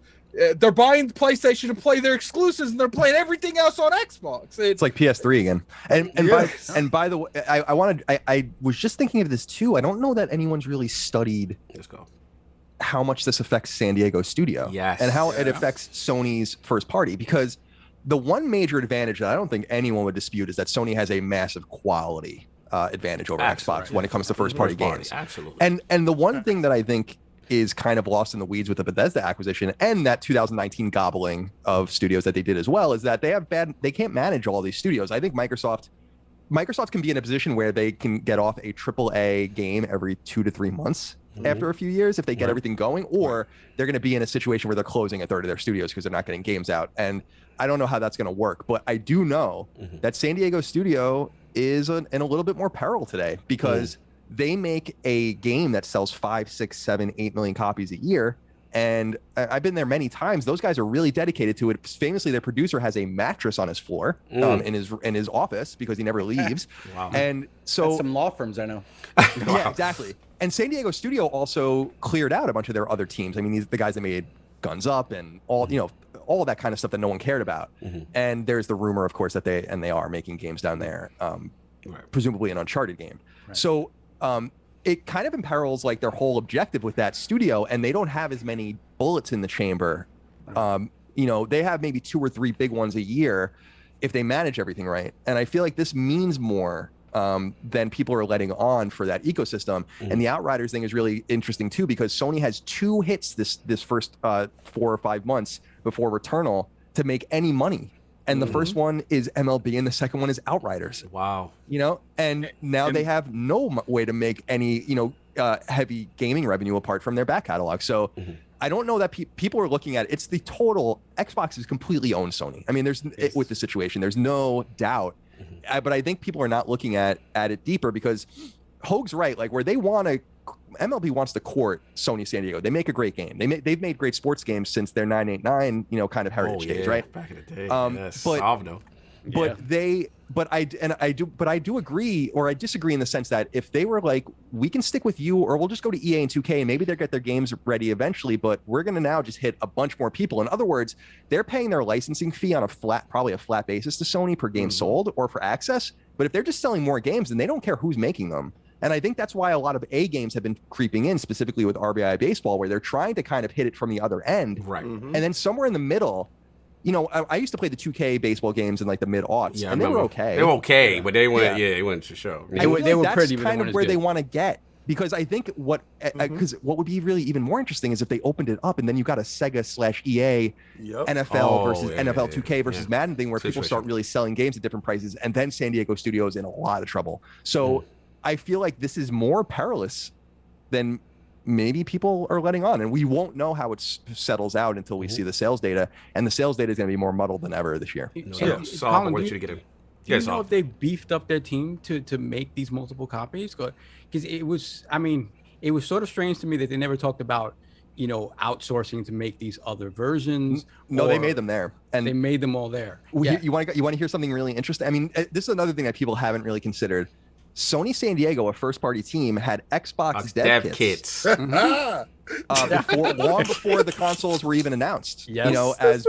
So there's a lot of interesting insider stuff here. It was the same thing like when I used to go to Insomniac to like write stories down there. When they were making Sunset Overdrive, we didn't know at the time. I was there for Resistance 3 or for Fuse or something, but they wouldn't even let me on that side of the building because they were afraid that I would see the Xbox consoles, and the minute you saw an Xbox console and Insomniac, you knew something was up. It's kind of a similar thing with, and so I'm always fascinated by that. Like, when did they get their dev kits? Like, there's a lot of fascinating stuff I wish I knew a little bit more about. I think they made it clear.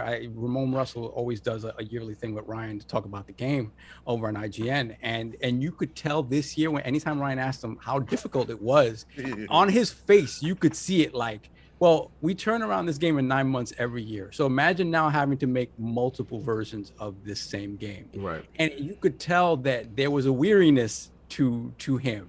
And it's crazy because again, you if you run the studio into the ground, then what happens?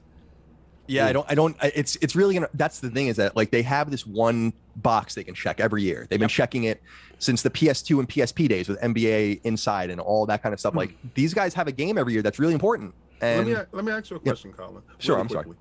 sorry. Really quickly. So if the game sells on an Xbox platform, Sony gets paid, right? Yes. All right. So Jim Dance Moves Ryan is compliant, right? He's compliant here because you have X amount of people that's inside Game Pass, right? And I'm calling for everybody in Game Pass to download this game. Now, let's say half of those people get hooked to this wonderful game, and the quality of the game is phenomenal. Let's not go past that. Let's say half of those people, or 5% of these people purchase this game. Because just because it's on Game Pass doesn't mean you cannot purchase the game. Right. I outright purchase games after I try them. I like them. I'm buying them. Right. You buy this game. I think the studio will be in great shape if they sell whatever they're going to sell on the PlayStation platform, because you have the PlayStation people over there that I'm buying the game over here regardless. I don't care what it's doing in Game Pass. Right. I'm inside my They're own married ecosystem. to that ecosystem. Right. I'm buying my games here. So those people are accounted for. That stuff gets paid for over there. Now, let's say they make a huge profit over here. Doesn't that bolster and boost the studio up, opposed to the thoughts of it having an adverse effect? It could be at the other side of the coin there, right? Certainly. But I think it's the same thing when people talk about Microsoft and how, like the Bethesda deal, right? $6.5 billion or whatever, they made that back in their profit the next quarter. Yeah. So but that came from like Azure and all that stuff, right? So it's all kind of mixing up. And I think it's a similar situation where I think Sony's happy to make some money, but I think there's an opportunity cost to lose. Like, Sony's exclusivity is all they really have. And I'm one of the guys, by the way, that I've said over and over again, I don't think PS5 is remotely worth having right now. Like, I know a lot of people are out there like trying to buy one. Yeah. I don't think it's worth. I don't think it's worth it at all. I mean, maybe Returnal and Ratchet are going to change. I think it probably will. Yeah, I said in June. Yeah. But I feel like, to me, I'm a Sony fan. I love PlayStation. I do the most listened to PlayStation podcast in the world, and I'm telling you, don't buy a PS5 because what's the point right now? But I feel like there's a lot of people like that. So you're talking about, like, there's a bunch of people that don't care where the game's going to be. They're going to buy it on PlayStation 4 or PlayStation 5. But I think you're looking for those edge cases because and this is why I think Microsoft maybe missed an opportunity of like the Starfield stuff on PlayStation. We don't know it looks like it's not going to happen, but you have to eat around the edges, right? And then the pie gets smaller and smaller, and before you know it, it's like a supermarket that runs on like a 5% margin. If you lose like a few customers, things become really dire and catastrophic. And remember, PlayStation had a hardcore fan base that even went out and bought PS3 in 2006 and 2007 to the tune of 13, 15, 17 million people. And it wasn't enough. It took them years to turn that around. I'm afraid that Sony is entering a similar situation because it's very hard to turn a ship.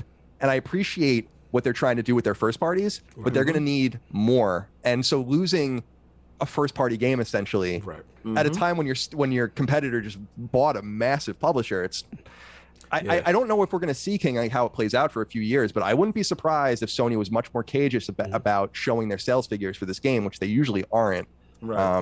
And also how much licensing money they're going to lose on Xbox because they're getting a little bit of a rip for every Game Pass subscription. No one really knows how it works. We want to get our stuff on Game Pass, and then maybe we'll tell you. We'll probably be NDA'd from doing that, but I'm kind of curious how that works too. But just the game being on Game Pass is so injurious because they're missing the 30% rip. You know, so let me ask you a quick question. I know time is limited, and I want to ask you I didn't look at the clock. I do have to go in a moment. I know. So the question I have for you is the way I've been looking at it, and everybody's making fantastic points. Is it almost feels like a paradigm shift as far as next gen warfare, whereas in the past, we've seen Sony aggressively make these third party timed exclusive deals or outright exclusive deals to the platform, whereas it looks like Microsoft is attacking with Game Pass almost day and date. And if we could say there was one Achilles heel to Game Pass initially, besides their initial Xbox Game Studio first party, it was that third party would usually come at a later date, older in the life cycle. So my question to both of you is that, if Microsoft continues to be aggressive, as we're seeing with an Outriders, as we've seen with this MLB, the show deal, we've even seen things like Octopath, Traveler, which was a day and date, but the gist of it is this diverse kind of picking and choosing of these powerful kind of third-party games. What does Sony do to kind of try to combat that? Because that seems like an aggressive approach as far as I'm concerned. So I just wanted to ask Colin and Hope before Colin leaves. Yeah, you don't mind if I jump in first? Yes, Hope, please. No. So I think I don't want to underestimate what Sony's doing. The whole why buy the cow when you can get the milk for free. I totally get it, right? Like, go around and do second party deals or timed third party deals, and it's safe. It's very safe to do that. It's very safe to go to Bluepoint and say, like, make Demon Souls. It's very safe to go to Square Enix and say, like, here's $50 million. We want Final Fantasy VII Remake for a year, right? Something like that, or $25 million, whatever they're offering up. These are safe deals. But by investing in studios, IP, pipelines, and all those kinds of things, you get fruit later. That's how we got Naughty Dog making Uncharted and Last of Us, because they used to make like Rings of Power. Yes. And Way of the Warrior for 3D. That's a pull. And Sucker Punch making, Ghost of Tsushima. They used to make Sly Cooper. Yes. And Sony used to really be involved, and they did this with Insomniac, where they would say, like, we want to work with people first, then we buy them, right? So they did this with Insomniac, Sucker Punch, Naughty Dog, and then they make studios from the ground up, which I actually think is what they're going to do. And I think that there are going to be a few announcements to that effect in the next year or so, including maybe finally acknowledging that there's a team in San Diego working on a game. So another game other than MLB. So I understand their approach, but Microsoft is going to start flooding the zone to such an extent that you can't possibly survive doing this. And so I think, first of all, I think Jim Ryan is on the clock. I think he's so wrong about so many things that you can't help but look at his leadership. And then I think the other thing is that they're going to have to turn around and start making PSNow into more of a competitor, because Microsoft's Achilles heel with Game Pass is that they can't possibly be making any money on it. In fact, I bet you they're losing catastrophic amounts of money on it. And that's the one thing that I keep trying to tell Xbox fans is, like, Microsoft is probably losing billions and billions of dollars on Game Pass, but they don't care. And Sony does. Sony does care. Remember that PlayStation 3 almost killed Sony. Yep. It almost killed the company. So unlike Xbox, where it's just a thing that I own Microsoft stock, no one really cares about Xbox when it comes to Microsoft money, right? Everyone cares about PlayStation when it comes to Sony money, and so they can't play around. And so they're I don't want to say they're in trouble, because they're the market leader as far as we know still, but this stuff will settle out soon, and I don't think it's going to look great for them. I just don't. Phenomenal. Hogue, your response, and then I'll have a I accept that response, though, Colin. I accept that response. Thank you. That's all I've been saying. And everyone keeps telling me, Attic, you're being too much. Attic, they don't have to do nothing. I'm like, look, I can't tell. If you can't see down the road, if all you see is fog and water, that's not my fault. Like, well, I want to say real quick, in a battle of attrition, Sony loses 100% of the time.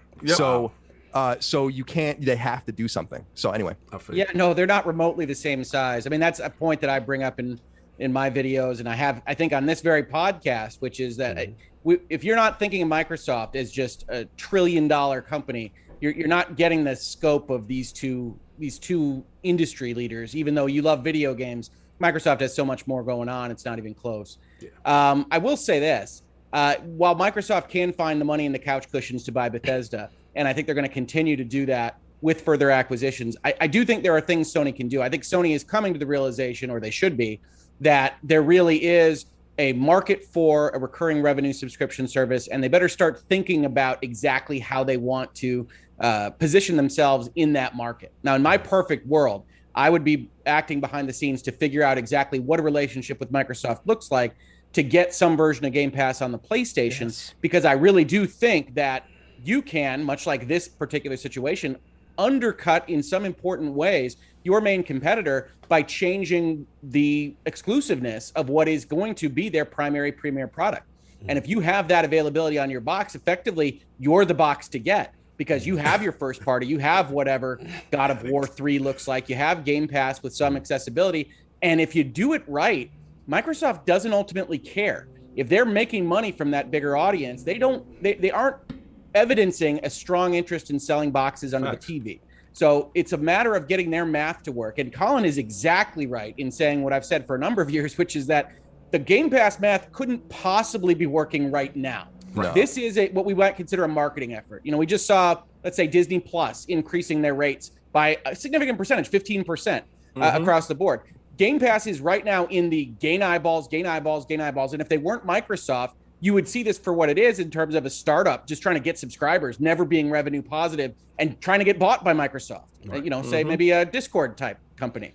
And Microsoft's doing that right now as effectively a startup, Game Pass being a startup model where you put all this stuff out, you put all this capital in, you get all this investment, even though it's self-investment, on the hopes that you can spin it around. And the big question mark for me is when effectively the 2 or 3 years of $1 of Game Pass runs out. That deal, everybody that I've talked to is on that for Game Pass right now. I'm on it from when they essentially allowed you to upgrade your Xbox Live Gold and just get Game Pass for free for $1 for the rest of the time period. When that clicks over and they actually start asking you for $15 a month, what they're trying to do right now is prove the value proposition. So you say, well, I'd be stupid not to. But everything changes when they start to figure out what that population looks like when they're not running ridiculous deals. And when developers and publishers start to get more and more analytical data about whether the deal that they made with Microsoft for Game Pass was a good one, was a smart one. Because all of these are bespoke. You know, I think Colin and maybe UCOG said, hey, what are these deals even at Game Pass? Everything that we've read suggests that they are different for every game. Everyone, yeah, that's what I'm hearing. For the AAA to AA to single A to indies, whatever it might be.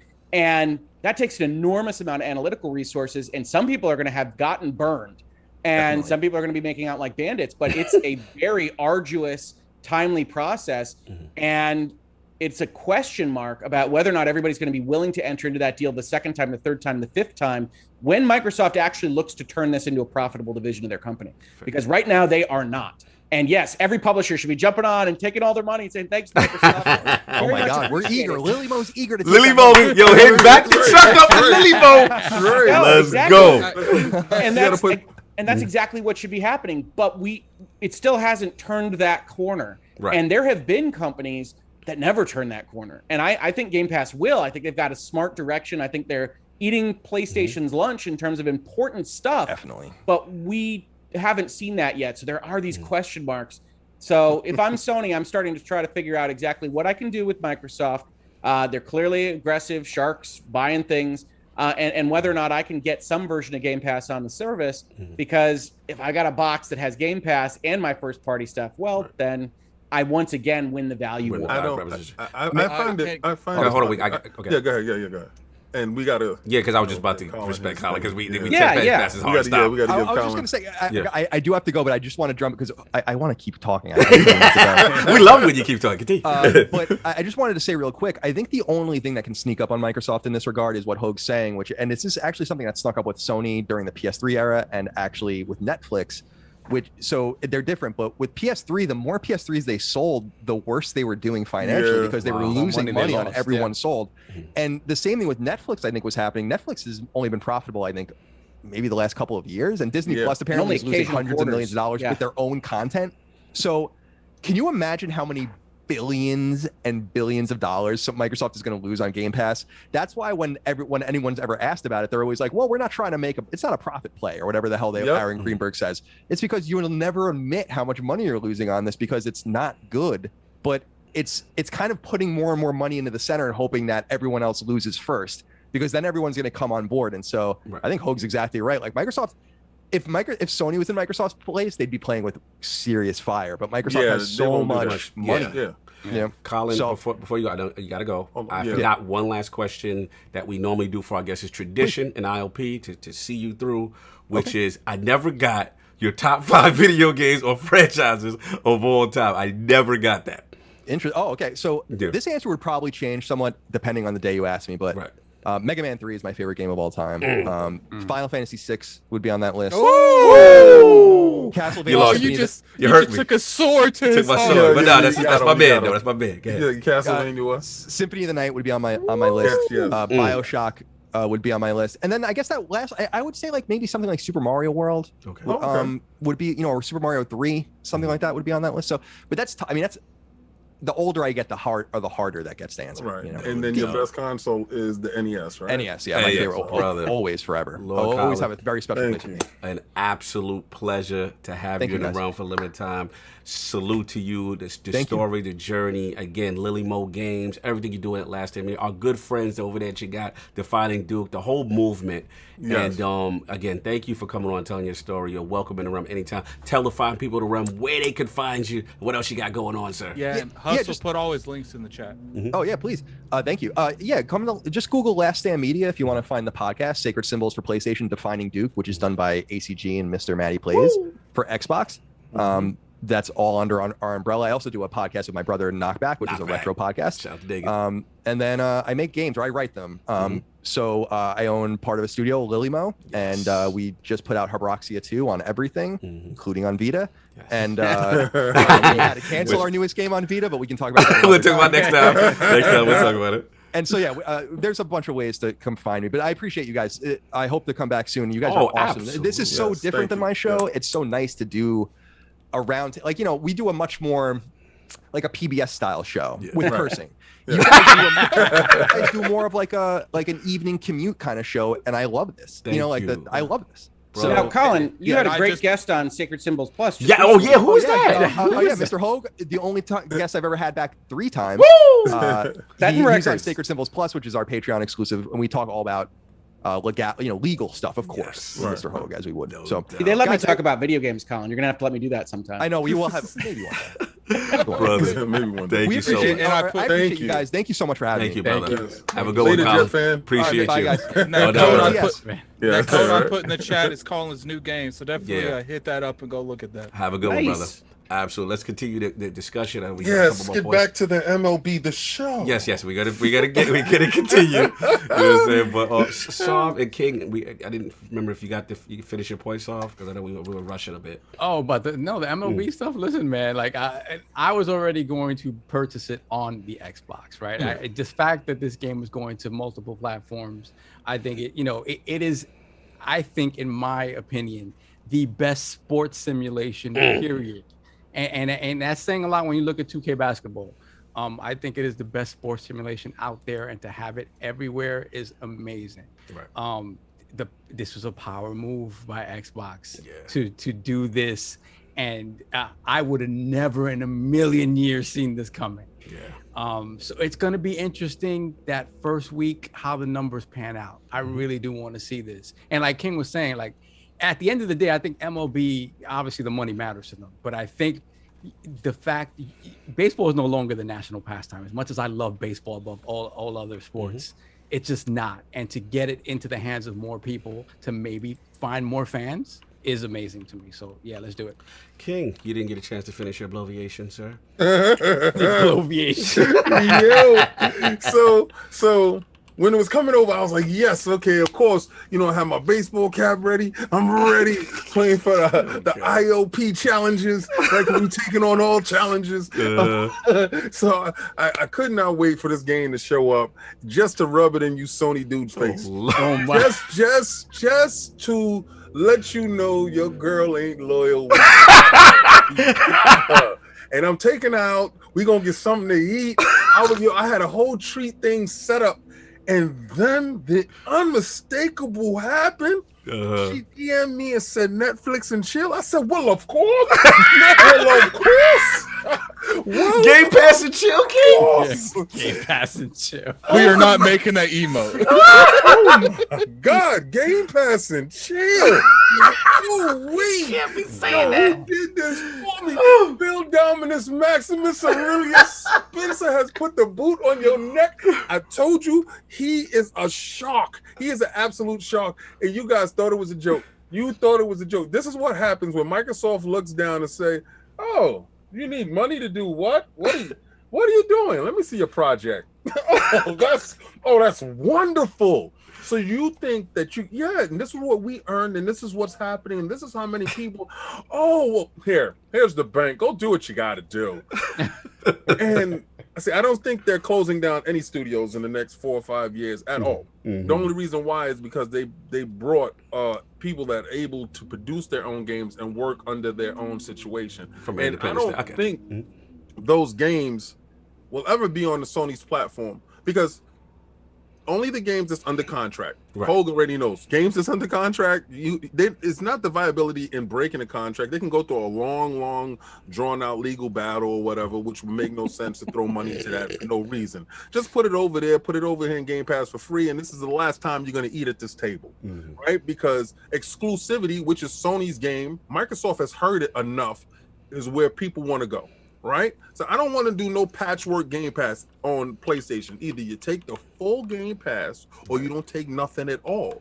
They're going to beat them to death. This is the last time. I told you this is the last PlayStation console. Oh Lord. And the reason why I say this, right? Because like the great Colin said, in a war of attrition.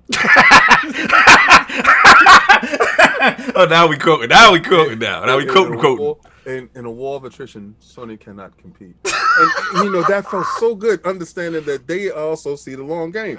In the long game, that dude who is more fortified in this situation can actually withstand this battle, right? So we know the last time Sony had stiff competition, which was the 360. Well, hey, we know what happened there. And leadership got out of that early and went on to the Xbox One X, and bad leadership can mess stuff up. Shout out to the Don. You got bad leadership now at Sony, right? And I don't know if they can get a proper person in place that can turn it around in its manner. Right. They can't change the PSNow platform and the PSPlus platform in such a quick manner to make it viable for them, in my opinion. Right. Go ahead, Attic. To be honest with you, King, I know, Lord Hogan, Colin, they want Xbox to bring Game Pass. And I don't think Sony is saying no because of Game Pass and its Microsoft. I think they're saying no because they see what Microsoft's doing across the way. They're like, okay, look, right now we good, but we're gonna build up this now as much as we can. That way, if stuff goes south, we drop in day and date. And I feel like if they invite Game Pass onto their platform, they're going to hurt themselves more than they're going to help themselves. Because I truly believe that we're going to get to a point where consoles aren't a thing anymore, and it's just going to be these things. Yeah, these PlayStation Nows, these Game Pass, and I think Sony knows that, but they know it's not right now or anytime soon. Right. And they know that if they build up this platform, if stuff gets really bad, they could just drop stuff on that day and date and they'll be fine. And I think that's the reason they won't let Game Pass on their server, because then they're going to be competing with each other. Yeah, exactly. Look, it's an interesting thing. Obviously, this thing was catastrophic news for a lot of people, for different sides of the fence. But I want to pivot just a little bit, because I know time we've been going along, and I want to kind of combine a little bit with the services, being that we kind of transition. So the whole thing now, we have obviously this big news with Game Pass. Obviously, the question then becomes, okay, from a service standpoint, what does, if Sony even chooses to compete in that space? And then the other thing that I want to kind of combine in a jumbo topic is game preservation. And I know we talked with Colin earlier about a little bit of that, with the Vita and stuff. So one, what do you think about their Sony's approach with game preservation? Obviously, we know about the digital storefronts closing, and then the second part would be about, what do you think about, as far as their on a service standpoint, what do they do to maybe do anything to bolster PSNow or any, in comparison to Game Pass? So let's get Undead Nicholas first, and then we get Hope. Well, here's my biggest problem with Sony, because I love my PlayStation 5. I love the games on my PlayStation 5. I love my PlayStation 4. I love the games on my PlayStation 4. But here's the problem. I also loved the games on my PlayStation 3, and I also loved all the PlayStation 1 classics that were on my PlayStation Vita. Right. And one of the best aspects of PlayStation is its history.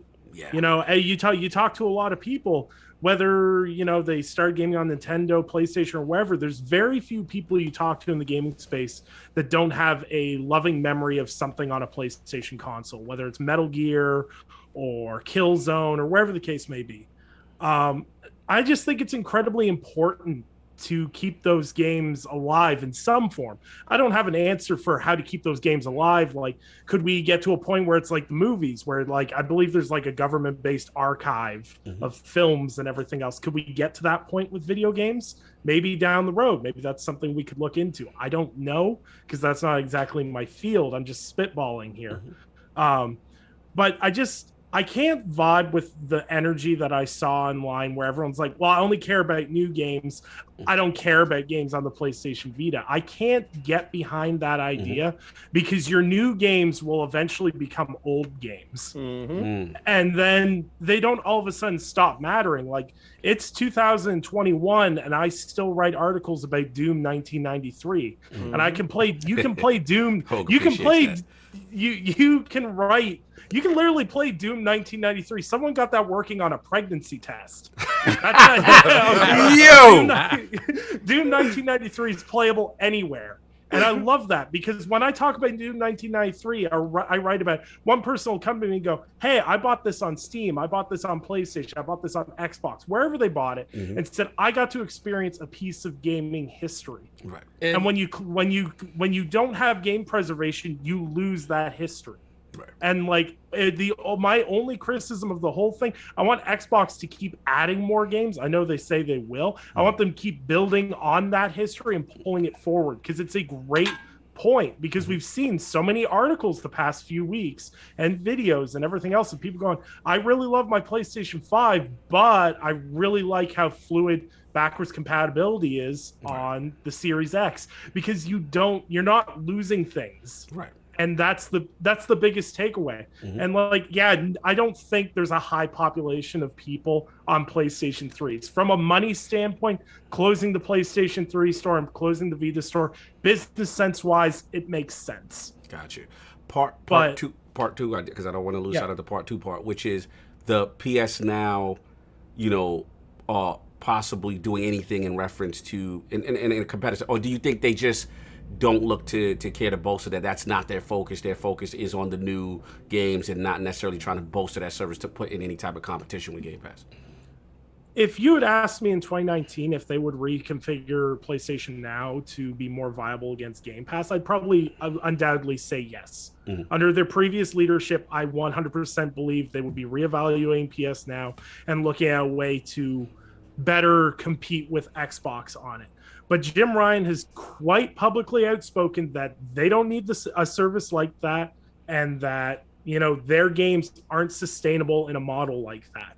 So anyone that's thinking that, you know, all of a sudden they're going to go day and date or anything like that, it's just not going to happen, because the leadership itself does not believe that's sustainable. I think he flip-flops a lot, so because he also believed in generations, but that's not true. So maybe tomorrow he might. Maybe tomorrow. Maybe tomorrow.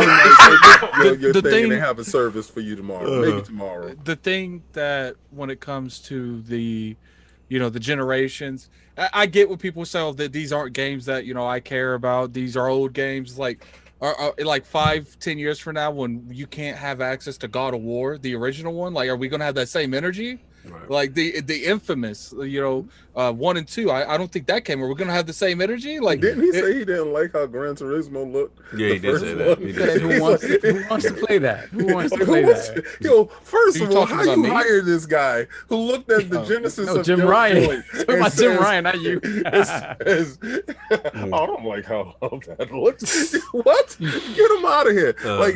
The thought process behind a lot of this stuff is really messed up. But I told you guys when y'all were getting him, he's a numbers dude. He's going to run the number. He's going to crunch the numbers. He's going to see what's viable, what's not viable. He's going to trim the fat. You know, they brought in a numbers dude because their margin of error is so slim that they can't afford to have these hiccups. Those hiccups cannot be happening. So if they're bleeding money in one area just to do a fan service, he's going to trim the fat in that area. Now, do they bring that stuff back around in PlayStation Now in some form of capacity that you can purchase these games over inside the store? I can see that happening. I can see him doing a business move of that nature. But if something is bleeding in money and you bring in a numbers guy to work the numbers, don't be upset when he's doing numbers things. This is his job. Yep. Right? And he had 2 of the most successful launches in PlayStation history. 2. Right? So he's down with the PlayStation 4 and he's down with the PlayStation 5. Most successful launches. You can't cry and moan if he's doing one thing on this side in a numbers way, and then cry if he's trimming the fat here. Right. I keep getting this tweet over and over again. People want me to say this tweet on here. Shout out to Chaz Corden. Shout out to Chaz. He says, don't believe this ideal being pushed by some that Xbox Game Pass isn't making money. It isn't sustainable. I know for a fact that it's simply untrue. I did what I was asked to do. Okay, fair enough. People want to correct stuff that, not everything has appeared how it is. There you go. Randall Thor. No doubt. Let's get Holt in, man, because we got to move. We got to get these 2 topics in. So Holt. Both I mean, things. I think. Yeah, I'm sorry. In all honesty, I think the topic has been well covered. For me, preservation, the biggest issue that you have is that it is primarily more of an emotional appeal than a financial appeal. We've talked about businesses and fiduciary duty, and I think if you want to spin exactly why they should be preserving, why they should be taking steps like Xbox and Microsoft are doing, which, by the way, it should not be ignored that they use that to help populate their service when they were going through a kind of fallow period of first-party games. Right. And so it was still a business decision on their part to say, oh, look, we can use our history. We can do this backward compatibility. And I love it. I think everybody that looks at the 2 boxes and says, sometimes the Xbox just feels more fulsome because you can pull up a game from 15 years ago, even if you're not necessarily going to do it. It just feels good. And I think that's the pitch to the Sonys of the world, is saying, well, look, out of the 3 companies, apologies to the Xbox fans sitting on the podcast here, I would have preferred any of the other companies to be the preservationist over Microsoft, just because I don't love Microsoft's history as much as I love Nintendo's or Sony's. Right. You'll love it later. You don't love it now. You love it later? Because we got you at Outriders. So are you saying he's going to go back to like the high school sweetheart? No. What he's saying is his nostalgia is based here. His nostalgia and his stuff is based in this area. You have a fond memory of PlayStation games and Nintendo games, and their preservation of those games is definitely something for you. But like my son right now, who's growing up on Xbox 360 and is growing up on Xbox One, and he's moving on to Xbox Series S, his preservation starts at Xbox. So he would look at you and say, I don't care about Nintendo. I asked him if he wanted a PlayStation 5. He looked at me like I had 2 heads. What are you, crazy? I get that. It's like, it's individualized. Absolutely. But this Absolutely. is your part. But I feel you. Me too. I'm with I love you all 3 on that. too. Yeah. Don't get me wrong. I think preservation is important. I 100% love what Xbox has done. I loved popping back into Prey and seeing it boosted and all that good stuff. Yeah. I think it's a great box, and I think they're doing a great job. And I agree with everybody here who has said that they have gotten a more progressive, advanced, aggressive business model and stance and really direction and drive over Sony right now. Right.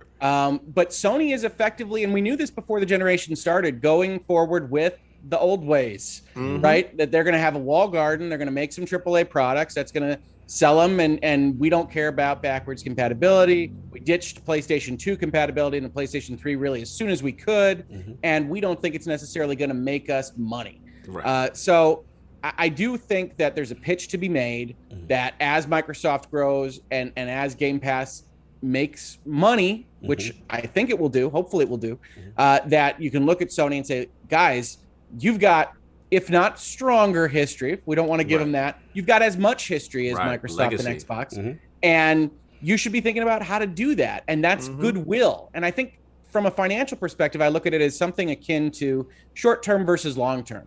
You're probably not going to have a bunch of people playing that old version of Siphon Filter that you've gotten working on your PlayStation 5, except maybe Hogue. But you are going to generate that. We care about our brand. We care about what you have invested in both financially and emotionally, and we want you to continue to invest in that in the future. And that's what Phil Spencer and Xbox has done, is he's attached to gamers. Look, this is important to you. You've spent hours of your short time on Earth playing our products, and we want to be able to bring those memories to you. And Sony said, hey, the future only.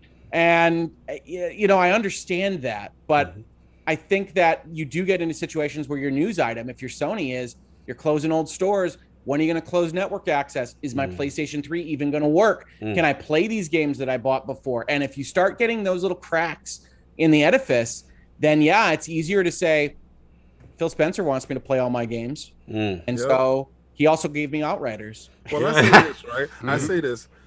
If you have a Series X, it's a great machine to play all those PlayStation games that you're losing. You know, if you lost them, they're there. The Iron Lows podcast is not condoned. And what I say is, look for those solutions for your problems. I did a video on emulators on the Xbox, actually. You should check it out in Virtual Legality. I honestly think, it's getting to the point, King. I think we need a King's World. We need the same gift, but King's face on there, not mine. I feel like King be having more King's World moment than Addict. Yeah, but bootlegging with the King. So Addict, man. Bootlegging with the King. I didn't say that. Savage. All I said is we have solutions for you. We have solutions for when you. you feel like that door is closed or the window of opportunity is closing and sunsetting on you, don't allow it to sunset. I don't like this voice. I don't like this turn. I'm going to have him represent me in front of my bar. That it was okay, Judge. It was okay, Judge. I'm just saying. Oh my God, hey, Lord, there's opportunities. You're savage. You're savage. Lord Addict, I need your game preservation and is anything PSNow you feel should do? Your thoughts on both? I think that Sony, look, I get where King's coming from, like the piracy thing, but like to me, I can't front him a whole lot on that because it's just like, if Sony doesn't respect their own legacy, why should you? And I know that might be a morally gray area, but let's be real. Like, if Sony doesn't respect their own stuff to make sure it comes with you, why should you respect them legally? And I'm not saying go out there and pirate the stuff, but it's just like, are you implying? Are you implying? Wink, wink. No, I'm just saying that, like, when these are shut down and you can no longer buy them, at that point, how else are you going to get them? Yeah. No, I mean, well, that opens up the market, right? And yeah, I mean, yeah, it's an interesting proposition. Let me ask you the PSNow part because I'm very curious. Like, you know, with everything that GamePass is doing, you know, do you think they even need to respond, or do you think they even care about that space? Oh, I've been saying they need a response since they bought Bethesda. Like, they keep people. Oh, they don't need to do nothing. They don't do that. Look, it's fire over here. All right? What's going down? So Sony, they've been smoked for months. Are you implying it's a cold red Addict? Are we implying? No, people sitting there like, oh, it's okay. And they're like, they're like looking out in the window and like the whole house is on fire. And they're like, we're fine. We good over here. No, you ain't. Someone called the fire department. I can't with you. Fair enough. He's not lying. He's absolutely telling the truth. I said that from the beginning. But I also said with this new leadership, there is growing pains. He wants to implement how things are going to get done. He wants to change things around. You can't be happy when he lowers the price down to PlayStation Now, or he does things like this to bolster up numbers and subscribers. And you know, he's giving you these exclusive titles that y'all talked about. You know, but you can't be upset when he has to do these things. Right. He has to show his he has to show his value to the company. Right. Well, he has. You know, I mean, he's dominated Europe. Yeah. He's, you know, he's changed position. Let me jump in for a minute. He's positioned himself to jump in and, you know, basically when we talked about the changing of the guard with the Japanese studios and then kind of dispersing roles and stuff like that. I think it was Asobi, correct me if I'm wrong. But the thing that we've noticed, even from the early outset of the PlayStation 5, and I've said this on a couple other podcasts, is that one thing traditionally, as we and you know, King, like when we used to get the Japanese PlayStation, you know, Cross would always be the confirmation in the U.S. and Circle would be confirmation on the Japanese side.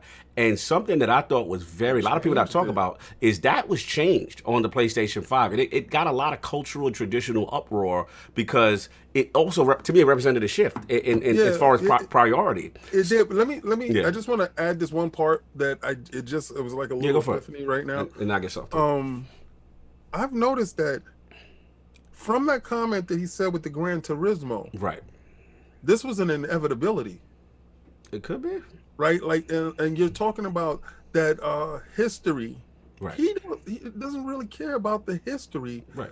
With the buttons, like those that meant a lot. Right, there was a cultural significance. There's an emotional significance, and also, again, you know, like you said, kind of from a number standpoint, he may be put in position or have helped ascend because of the dominance of PlayStation in Europe, right? Yes. And we know what that did for the generation. So I guess the question becomes with the numbers, if he's able to justify his worth with the numbers, and others now that the regime has changed, was it Layden and a couple other guys, you know, maybe that was that philosophy change that helped him ascend. I want to get Saul because I don't want to go over his points too. So quickly, Saul, your feelings on the PlayStation Now? Should they do anything? Should they change? And then obviously the game because we get to that. Because we get to that point. I know. We're going super long. So I'm trying to combine the topics to close us out.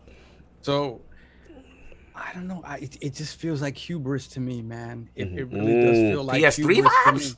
Not that far fetched, but the fact that, you know, Jim Ryan still stays on this stance about not, you know, it not being that important to them, and seeing what Microsoft is doing. There's very few times I will tell you that they need to directly respond to Xbox in the same manner that Xbox is doing to them, right? What I mean by that is doing the exact same thing. Mm-hmm.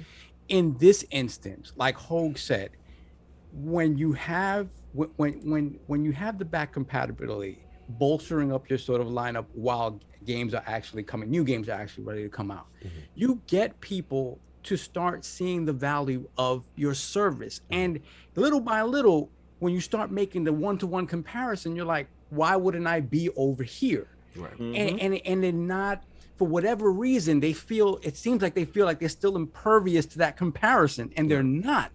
So then when they make these moves, right? And last week when we spoke about it, it was speculation. We didn't know yet. Now we know exactly what they're going to do.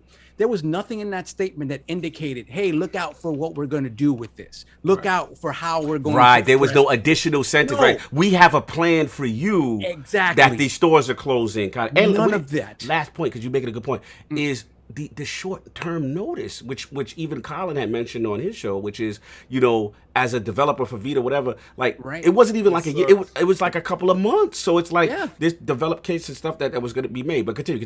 Precisely. So he's like, wait, they just basically told us I can't make my last game on Vita. I can't do it. And the thing about it is to continue to treat that like it's this side thing and it doesn't matter. When you have somebody who's grown up with PlayStation like us, right? And we have reverence for old PlayStation. And, you know, and to say that, like Attic mentioned, it's like, well, at some point, God of War 2018 is an old game at some point. Right. What do you do then? So are you saying that the PlayStation 4 is the PlayStation 5, should I say, is the jumping off point where backwards compatibility is going to matter moving forward? Are you saying that, or are you not saying that? They're probably not saying that. They're probably saying, hey, we're going to give you this PS4 back compat because, hey, we sold almost 150 million of these. I don't want to lose that base yet. But when it comes to PS6, will you be able to play PS4 games on it? I don't know. I don't think so. Exactly. There ain't no PS6. Oh Lord. No, it's just not after this. Not after what Phil doing. Oh my God. I really don't care if it financially it makes sense for them to do it. Like Hogue mentioned, I think it's a matter of creating value for your fan base that's going to continue to support you throughout all of these generations and all of these consoles, to create a legacy for them that they can go back to. It just doesn't make any sense. It's like and when I talk about the hubris, it's like, we just care about your money right now. Right. We don't care what you spent in the past. That's in the past. We don't care. We don't care about your feelings. And in a very as nice a way as they can possibly say, they're saying that. And it just doesn't make any sense when you continue to see Xbox just giving more value to the thing they're offering you. So, you can no longer say that comparison isn't one-to-one, because at some point somebody's going to look at both these consoles and decide which one they're going to go with. Right. And it just, Xbox keeps making the compelling argument. Now, in terms of the PSNow thing, we've talked about this forever. What's a way that they can maintain this legacy, right? Put these games in the cloud and allow you to access them in the cloud, right? The fact of the matter is, we heard about this Azure thing with them for the longest time. We've heard nothing about them moving servers over to Azure. Right. There's been no talk of improving PSNow at all. There's been no talk about, hey, PSNow moving forward is going to be this. Yeah, they have a bunch of games in there. And yeah, the fact that you can download PS4 games is cool. And I've heard people say, oh, you can download PS2 games. No, you can't download PS2 games. You can download PS2 games that were made available on the PS4. They were exactly. They were remade for the PS4 so that you could play them there. So obviously it proves that it can be done. But he believes in generations, though. He believes in the generations that he believes in one generation. He believes in one generation at a time. Yeah, that's right. His generation. Unless there's any real movement in PSNow, because PSNow as it stands now cannot handle pushing all of these games onto there, and that's how their legacy is going. Without the way Gaikai works, it's just not nearly as efficient as Azure. Yeah, there's no way in hell. So we would have to really see them talk about, hey, at some point Azure is going to be the backbone of this, and this is how we plan to grow this. And if they talk about that, then maybe they can do that. But they're not talking about it. So my belief, like Colin said, Jim Ryan's on the clock. And I think what he does with this, I think reading these tea leaves is gonna determine where he is. I think he's highly successful. I think he's in a catbird seat. It's an argument to be made for that. It's an argument to be made. But this MLB The Show thing, just does it. Doesn't. Well, the optics were bad. The optics you know what's bad, funny? But so me and Cog were talking, and I was like, it would be funny. And I know King's probably not gonna like this statement, but I was like, at the end of this generation, Jim Dance Move Ryan's made Sony more money off the PlayStation brand than any generation or past leader before. And then it becomes hard. It's going to be hard to change the course. But look, let's wrap. We got a ton of super chats. Yeah, we got like an absurd amount. We got to figure out what we're going to do about that. And then also out of respect we gotta for read them. The extra guests, because I can't have them sit through that. Lord Hogue and Lord Undead, again, I want to thank you guys for coming in the realm, pulling up last minute and giving. First of all, the Lord of Virtual Legality. It's always a blessing to have you in the realm, man. Where Colin was a dual treat. Nice cameo appearance. Guest character. Thank you for inviting me. Absolutely. Where can the fine people find you? What you got going on, sir? Absolutely. Well, people can find me on Twitter at Hogue Law, where I'm regularly talking about my Michigan Wolverines and video games and law and things along those lines. But most prominently, I have the YouTube channel called Virtual Legality, where we talk about the business and law of video games, music, movies, television, and pop culture. And we do it on a fairly regular basis, although my viewers got pretty upset for me taking a week off. So. How does it feel, Hogue, to be covering the gaming industry and so much crazy shit always be happening in the gaming industry? I tell you what, when I started this in 2018, one of my thoughts was, I'm not sure there's going to be enough content. And that was quickly assuaged as I basically can't keep up. I basically have a list, I have a Word document where I have great fans, a great community who sends me all these ideas, and then I have to pick one while also running a law firm. So it's a matter of picking and choosing, but it's a great thing, and hopefully my channel is helping to get a little bit more and better information about the specifics of things like the Bethesda deal when maybe some of the articles aren't as specific as they maybe should be. What the funny thing is, Like anytime something happens, like and me and Cog start like debating on something, I'm like, dude, until Hulk gives us that's my new yes thing. or I'm no, like, yeah, like- yeah. I mean, like until Hulk say, I ain't going with that. We gotta That's really very break nice down of you this. to say. Absolutely, brother. You are a connoisseur. I need that Hulk video to drop so we can stop this. I Like- there you go. love what you bring to the gaming space, and I love supporting it because at the end of the day, it's all about clarity and learning how these things work from a legal standpoint, from a contractual standpoint, acquisition, all that good stuff. And then obviously I got to get the occasional Hulk slander when he feels a certain way about certain topics or pop culture. Little Mass Effect. Yes, you know, yes. There's a Twitter going around with what opinion gives you these swords to your neck. I was going to tweet, hey, Lord Cognito, you don't think I have any of these, do you? No, I think everybody does. And I love this industry. I love video gaming, and I have my whole life. So it's fun to talk about on YouTube and with you all. Absolutely. And you know what's when funny? when we have that debate show, Yeah. you know you're gonna be my cleanup hitter. Right? Like I'm not gonna lie, man. Originally, I was on Cog's side. I was like, Oh, he's about to you mop the traitor. floor. Traitor. Now, I gotta say, I think Saul's team about to mop the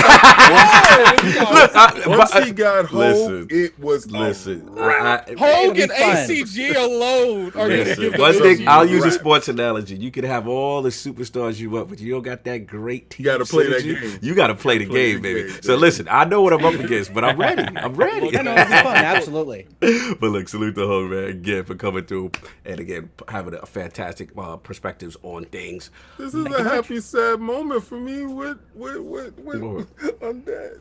I know. The When he popped in, I was elevated. happy as hell though. When he popped in, I was The happy. As hell. elevated from Yeah. a long day, an alumni now. We got to call you an alumni. Yes. And now with Android Central, the legend himself pulling up, Nicholas Daly, a.k.a. Undead3XVI. Where can the find people find what you got going on, sir? Well, if people want to find me, they can find me on Twitter at Undead3XVI. I would not recommend it because it's basically swords at your neck opinions. I like it. That's Hogue. And of course, you can find all my written work at Android Central and Windows Central. And I've got a BioWare related piece on what they need to do with Mass Effect. Oh, and you mean like Dragon Age fix all the dropping problems this with week. Mass Effect 1? Are you doing that to make it my actually God. playable to Mass Yeah, Effect 2? You should yeah. focus on that, being that they're fixing things. Yeah, you know, Bang, what? bang, This bang. is the- I this is shoot, the I don't be- This miss. is the best part. This is the best We part. got like a billion super chats. I know, Yeah, we gotta. I know. read a ton of I'm these. sorry, I did. I interrupted you. You're great. No, it's fine because you know what? The best part is I haven't played a Mass Effect game, so Awesome. when the remasters come out, I'm gonna come in and I'm immediately gonna have a team. I'll be playing through the game going, this is where I'm gonna be at. I But, feel you. I feel. Make sure you play the originals first, and then so you get proper context. No, you play the remaster like Like a normal person. No, salute, man. And then again, respectfully, guys, you guys can definitely head out because we have to pay the bills, and I don't want you guys to sit for maybe 30 minutes if we have to do that. So, Absolutely. Well, thanks again for having me. yes, thank you, brother. Much appreciated. Thank you guys. You guys are awesome. All right, man. All Thank right, you, guys. Solve Addict. How you want to handle? Do you want to do the whole I'm thing? on it. I got Oh, it. you on it? Okay, cool. I'm on cool. it. All right. I'm on So before you're on it, Mhm. I got to do the I didn't even do the poll question, which was so new up poll with the recent announcement of MLB The Show coming to Game Pass day and date. How do you think Sony should respond? A, choices are Sony should be more aggressive with timed exclusive game deals and beef up PlayStation Plus quality. B, Sony should stand pat and focus on high quality AAA first party studios. C, Sony should retool and completely reinvigorate PSNow. Or D, I don't care. Game Pass is unsustainable, bad for developers, and real gamers need to buy their games. I didn't see anything for me to get off in that.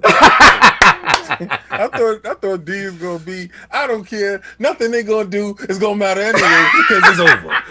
Because it's a wrap. 25 million. So please write the vote when it goes 25 up million. on LordsCognito.net. Now, super chats and then outros. Let's get about it. Yeah. We got a lot of super chats. Hold on. I'm on it. We got So we didn't disrespect you guys. We got you. Yeah, we got you. If we only Thank had you it so for 2 much, hours, guys. you guys. Thank like, you. We have a lot of super chats, so thank you guys. You really, y'all came through. Came through. We got Flame, $5 super chat. For Phil hath shown his light upon Good Friday and said unto people, who wants to play baseball? My treat. The Book of X. My treat.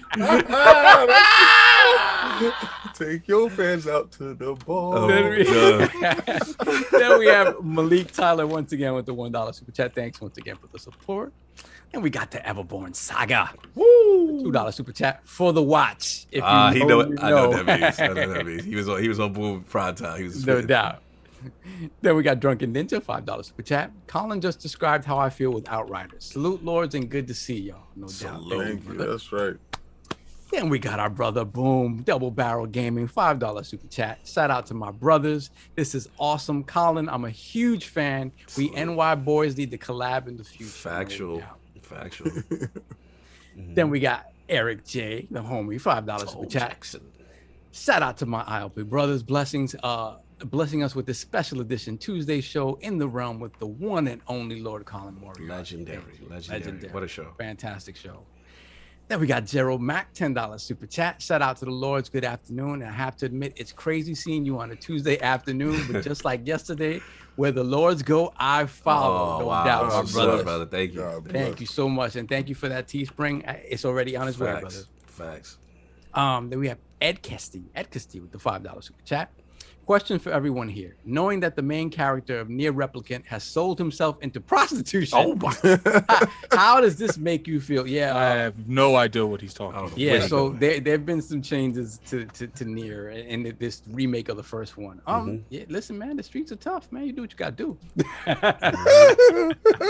We read this one already, Lord Jameson, $100 super chat. Thank you so much, my brother. I appreciate that so much. Then we have Kendrick Starr, $5 super chat. I had a Saturn with the Switch and 4-in-1 cart. Saturn was good. Thank you very much. Oh, there you go. Saturn love. Then we got Rubber Knob over here. The man, the legend. Like I said, the Rubber Knob. I don't like the way you say it. As a past Saturn owner, sorry, saw in the bushes. The prequel and the sequel trumped. Yes, it did. Yes, this is true. And we have Mass Erect. Yeah. Good evening, Lords. I'm ready for the smoke. Yes, sir. Yes, sir. King got his bars on. That's for sure. Then we got Raiden Blade with the £2 super chat. Hello, gents. Almost missed the show. Outriders' fault. It's brother. taking over, brother. Then we got family 108 Dragons TV with the $2 super chat. What's good, fam? Chat, let's get lit. Happy Tuesday, no doubt, my brother. We got 108 Dragons again, $2 super chat. SOCOM is a classic like Reebok's 5411 Sony. No doubt. Then we got Gamers Play with the $5 super chat. X-Band had fighting games, Mortal Kombat, and Eternal Champions. Oh, yes, Eternal Champions. Yes, it did. My friends used to call it Eternal Whackness. Oh, damn. I like Eternal Champions. Then we got JB Golden, $2 super chat. Totally on about the quality. Rip to the cow Megura. Okay, I don't know what that is. I don't know what that is. We're gonna keep it pushing. Then we got Lord Jameson again with the $5 super chat. Over 600 watching. Hit that like button. Yes. Salute, Jameson. Thank you, Rapper. my brother. Then we got Fonzarelli Gaming. $5 super That's my chat. dude. No doubt, my brother. Just want to say, awesome show, Lords. Also, I was a huge fan of Podcast Beyond. The chemistry and info was great. Was one of my go-to podcasts. Yeah. No doubt. Then we have 108 Dragons TV, $10 super chat. Colin Moriarty is my favorite interview yet. He's dropping real info on journalism and the banter that's being created and being willing to separate from the toxic perception. Great job, Lords. Facts. Yeah, for sure. I saw people in the chat who'd never heard of Colin. Yeah. And like, or had a certain perception of him, and it came out of the chat different. Yeah, and that was excellent. Especially during your moment, so we'll get to you. Then we got Drunken Ninja, $3 super chat. We need a Don DeMarco for Saab's amazing insight. Told you that, yo. I'm telling you, chat was going crazy. DeMarco. They was like soft preaching. No doubt. We got Mass Erect. He back. Xbox gamers doing the Diddy Bop. Yeah. He was in their bag. Then we got Z Black Rider with the $10 super chat. Most of the world can converse. America is the hammer. Don't talk politics you know nothing about. Okay. Then we got Lord. I didn't know if that was at us. Yeah, I don't know. Wait. I don't talk politics anyway, so don't matter. Exactly. Respect the context. Then we got Lord Jameson again, $2 super chat. No time for Colin's top 5. We got to it, brother. We got you, bro. I told you. Saved us there. I had to. I couldn't let him leave the room without that. Then we got Dan Lazaro with the $5 super chat. Xbox is attacking PlayStation with the death by 1,000 cuts method. PlayStation is looking down at their body and thinking, "Oh God, when did that cut happen?" Savages. Then we got Corey Hale with the $15 super chat. MLB The Show Game Pass. I called it. We have a profit. Corey Hale, no doubt. Then we have the Rubber Knob with the $5 super chat. What if Sony put it on there as a test to see what numbers it brings in, to see if it would be viable to do the same on their platform? No, I'll answer that for you. They didn't. I think if the numbers come back really crazy, you got and purchase wise and stuff like that, you might see something strange go on Game Pass. Remember, you got a numbers dude on the other end. This is the epitome of everyone else around that, except maybe just Ryan. Being caught with their pants down. Like, I just want you to know that I have DoorDash coming, and if this isn't over by the time it gets here, I will be eating my burgers live. This ain't the first time. This ain't the first time you went and got food. Like he act like it's some new threat. After 3 hours, I'm eating. So Addict, do me a favor. Grab from. I thought you were asking for food. I was about to pass No. Yo, the way he said, Addict the DoorDash, make sure I get grab from where? All right, from Cat Daddy. From Cat Daddy, grab those because I'm reading and I'm not able to copy these. So from Cat Daddy, just copy those. From Cat Daddy down. Oh no, just Cat Daddy. Just felt like adding to the workload. No, yeah, exactly. From there, all right, I have the actual thing up, so when we get to it, I'll read the rest. Okay. Hold on one second. Let me go back to this. Then we have Vagabundo with the $5 super chat. They're all making it way complicated. It's unlikely MLB employees who play video games all have one console or the other.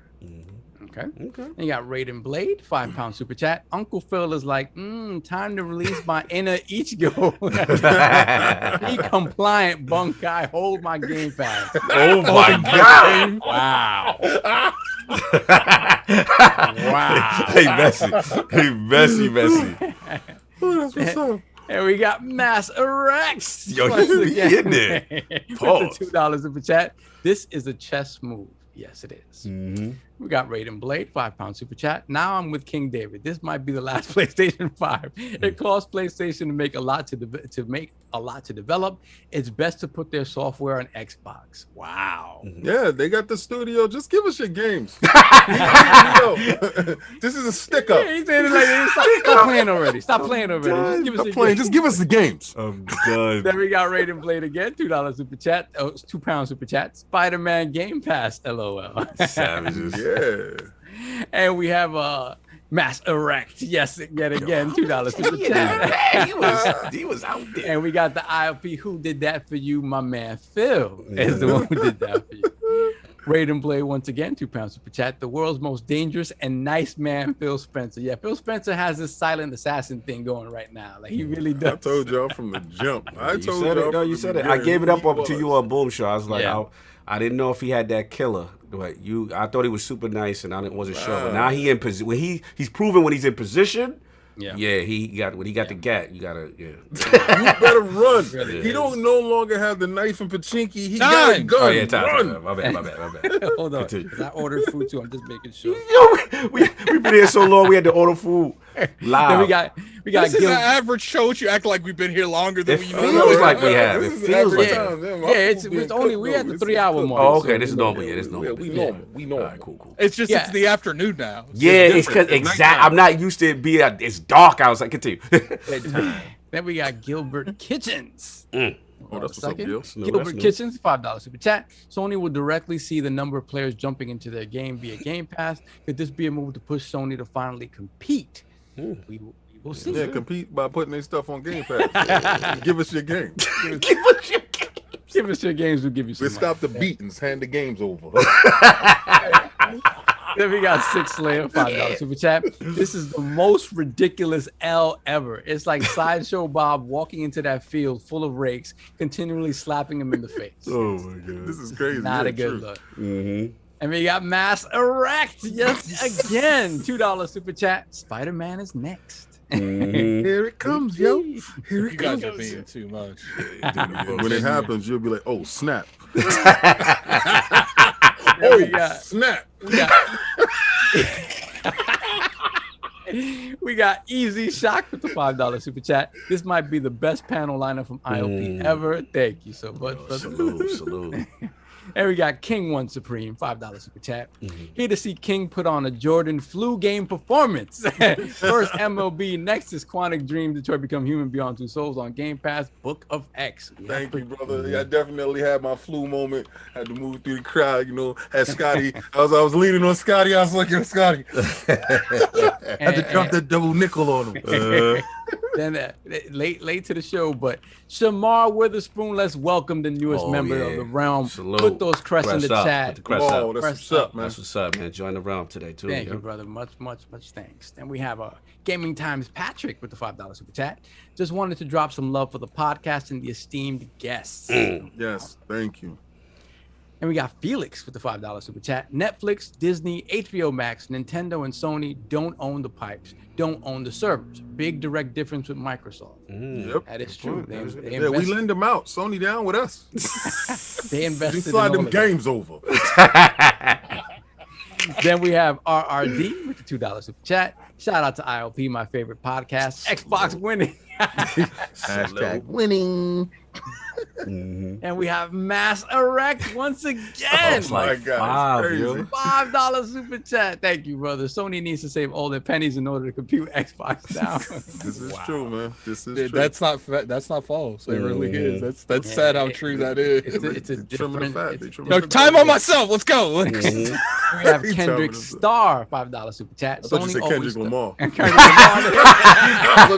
was saying, hey, yo. We're moving here. We're moving out here.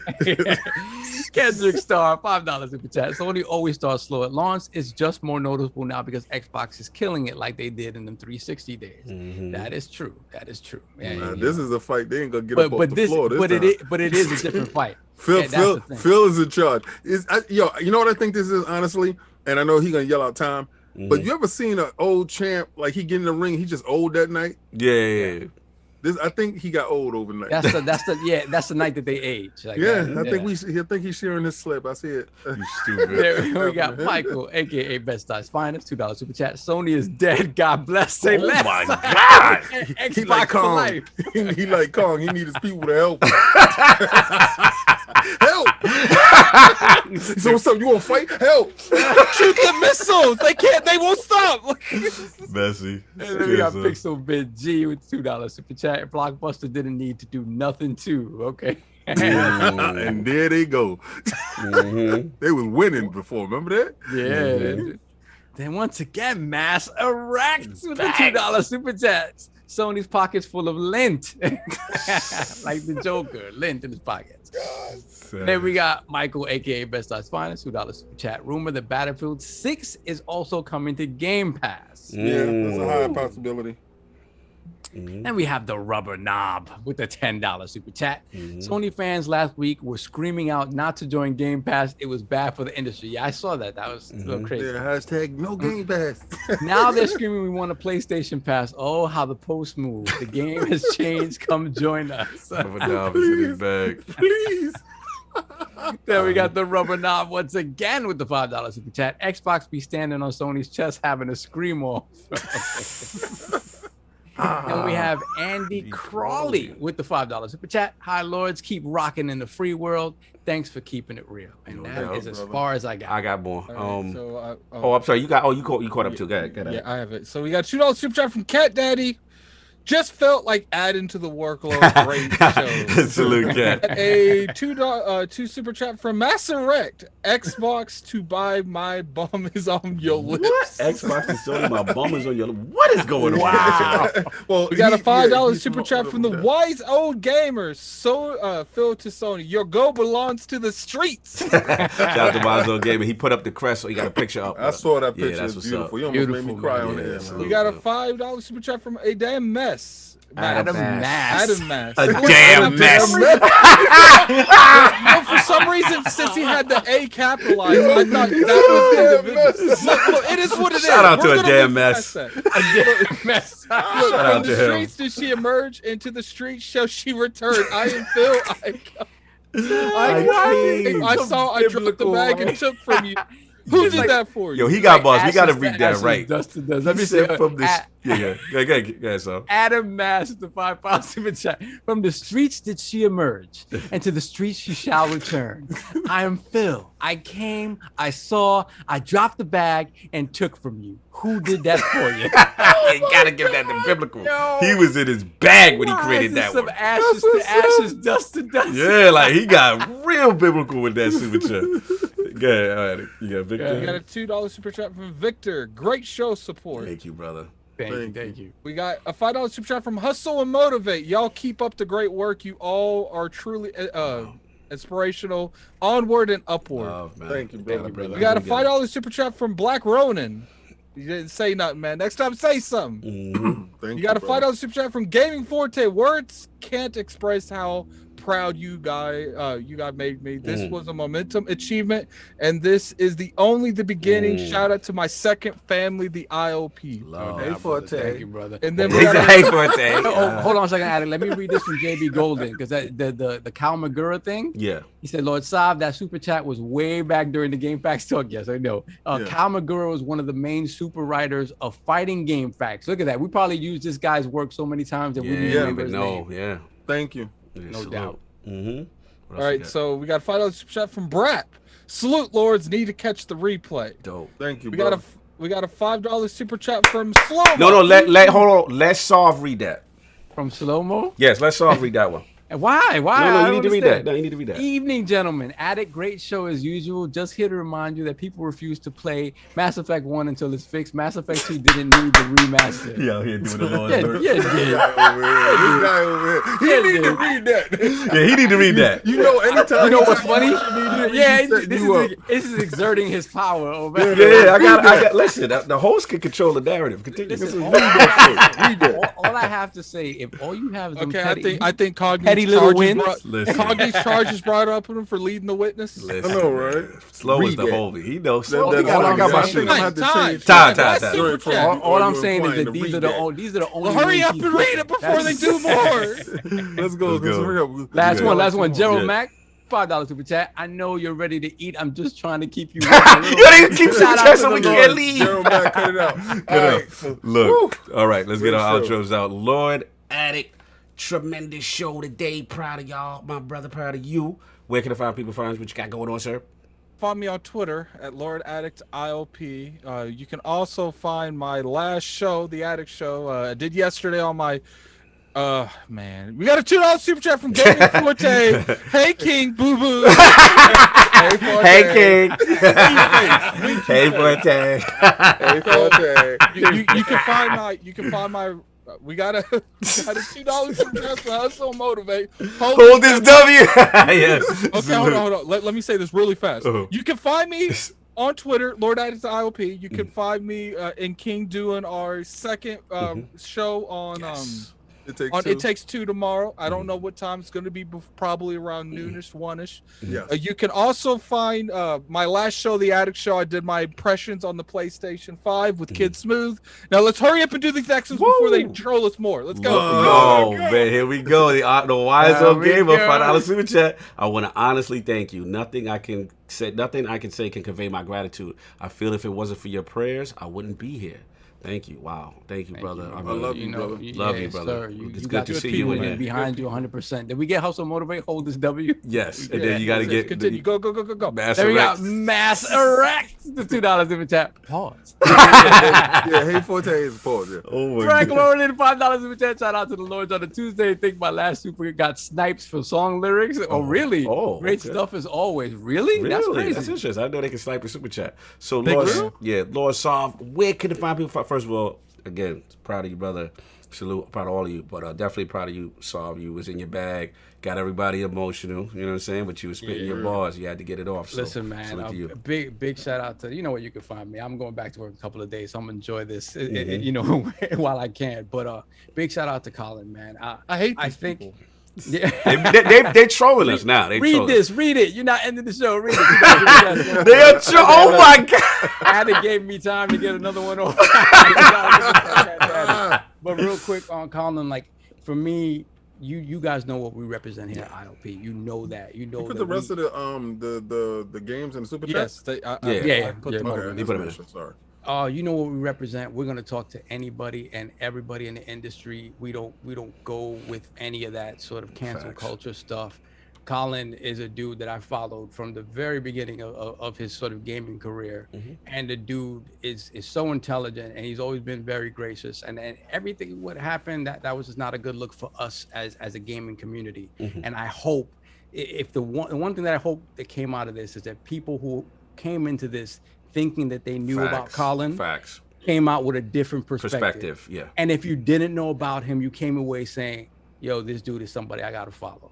I forgot to say something because I'm trying to end the show before more before they attack us with super chats. I definitely want to thank you, Colin, for coming on. Like I want to just point into the kind of perspective people Colin's size are almost impossible to get a hold of. Yeah. And then if you get a hold of them, 9 times out of 10 they're giving you some type of excuse, and it's not necessarily anything bad on their character or anything like that, but we're just some random emailing them. And Colin was like, I got you, send me an email, and I've been talking to him since February, and he came on the show. Yeah, and that's a very rare sight. Addict made it happen, and at the end of the day, like I said, respect for him choosing our platform to trust that with. So definitely get that super chat. That's all. I'll let you finish. DJ Birdo with the $5 super chat. He got to get that. He got to get the baby at the end. Oh yeah. Hold on. Let's keep it going a bit longer, King. Sony baby. We're gonna have to give like copyrights to plays. He took that and made it his own. No doubt. Yeah, man, that's obviously bad. Lord King, you was on fire today. Got a couple of bars off, but you were in your bag. You're in your bag. But definitely proud of you. Definitely proud of you too. From hearing his story from Solve, because I don't go to other people, stuff. I'm really, trust me, I'm all in my head trying to figure out ideas on trying to break the ceiling, because they every time you turn around, somebody tries to put a ceiling on top. And shout out to Addict for the diligent work. Shout out to Cog for the diligent work. Shout out to Solve for the diligent work. Today I was just a passenger, to be honest with you, and I was enjoying the ride. Colin is first of all, he's a Jet fan. So when he jumped on, you already know from that point on, we were really, really good. And very insightful on a lot of things. Shout out to Hogue. Shout out to Undead. I love those guys. They come on. Hogue is doing a hell of a lot of passion. And Undead, even though I want you with us, I understand that you bigger and better, baby. You got to do what you got to do. And I respect that, but hopefully we get so damn big we can bring you back. Yep. and pay you how you're supposed to be paid, sir. Because right now, we're not making anything. So, but it was a great show today. Yeah, it was. My bad. I forgot to call out Hogue and Undead, man. I haven't seen Undead. You over the moon right now. But Hogue, man, I love Hogue's insights and the fact that like he's on Colin's show a lot. These two really vibe well together. So it was good to see them on a panel together. I just want to say that go ahead. But 5 p.m. I told these dudes I don't care what day it is. For certain guests, I don't really care anyway. I'm going to do whatever I got to do to make sure that we are a success. Period. Yeah, and it was fun. Yeah. It was really fun. I think I like Tuesday. No, I'm just easy. I'm messing with y'all. I'm just messing with y'all. We going back to Sunday. Yeah. And put down the tiki torture. I'm done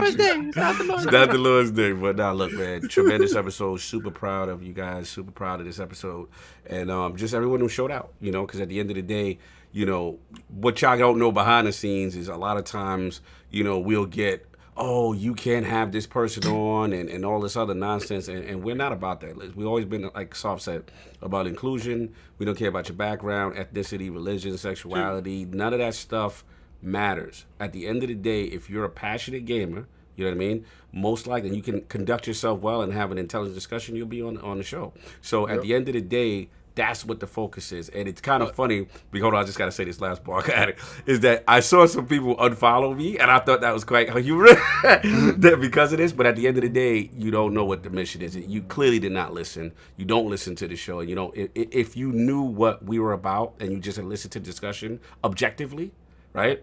This is about love. This is about gaming. This is about the common bond that unites us. So other than that nonsense, forget focusing on any negativity. This is great. You guys showed out. This was fun. Salute to Colin. Salute to Hole.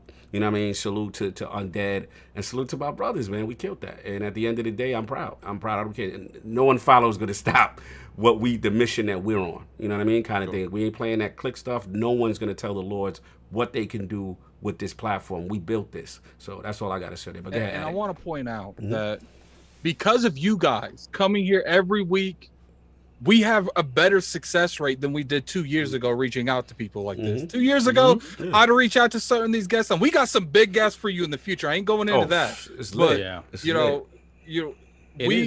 It's easier to get them when you have a community that's like, yo, we mess with them. And that's on you guys. You guys do that. One last thing I put the chest out is that, generally when people do come on, even if they don't know who we are, I'm proud that they have a good time. And one of the greatest compliments is when your peers say, yo, I like what you guys are doing. You know what I mean? Yep. And that means a lot. But continue. And then to speak on the chat quickly again, you guys were fantastic. Oh, they won fire. Absolutely fantastic. We had maybe like one person in there trolling with negative stuff, and that was shut down real quick.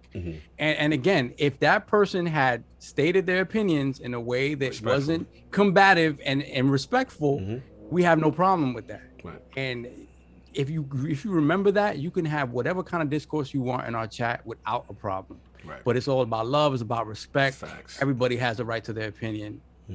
That's not what this is about. Preach it. Let's get these super chats. Let's roll. Michael, aka Best Size Finest, $2 super chat. Quick reminder: PlayStation's dead. Oh my! And to finish out the show, today. Mass Erect with the $2 super chat. I'm Mass Erect. This is my favorite podcast. Facts. You sound like Commander Shepard.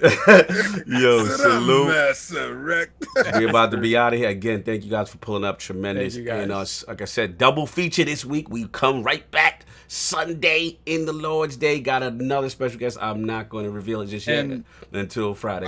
What's that? What's up? I do want to point out that. Hold up. Besides, get the food out your mouth, sir. I do want to point out that we will be doing a little bit more things in the future, and just be looking out for the stuff like the Patreon and stuff, because we're gonna be posting some stuff in there. No doubt. Yeah, we're gonna give you a ton of stuff to eat, like Attic is eating right now. Facts. We gonna eat too. Look, man, I told you. My food is already done. Look, we gone. Round. See y'all Sunday. Peace. Peace.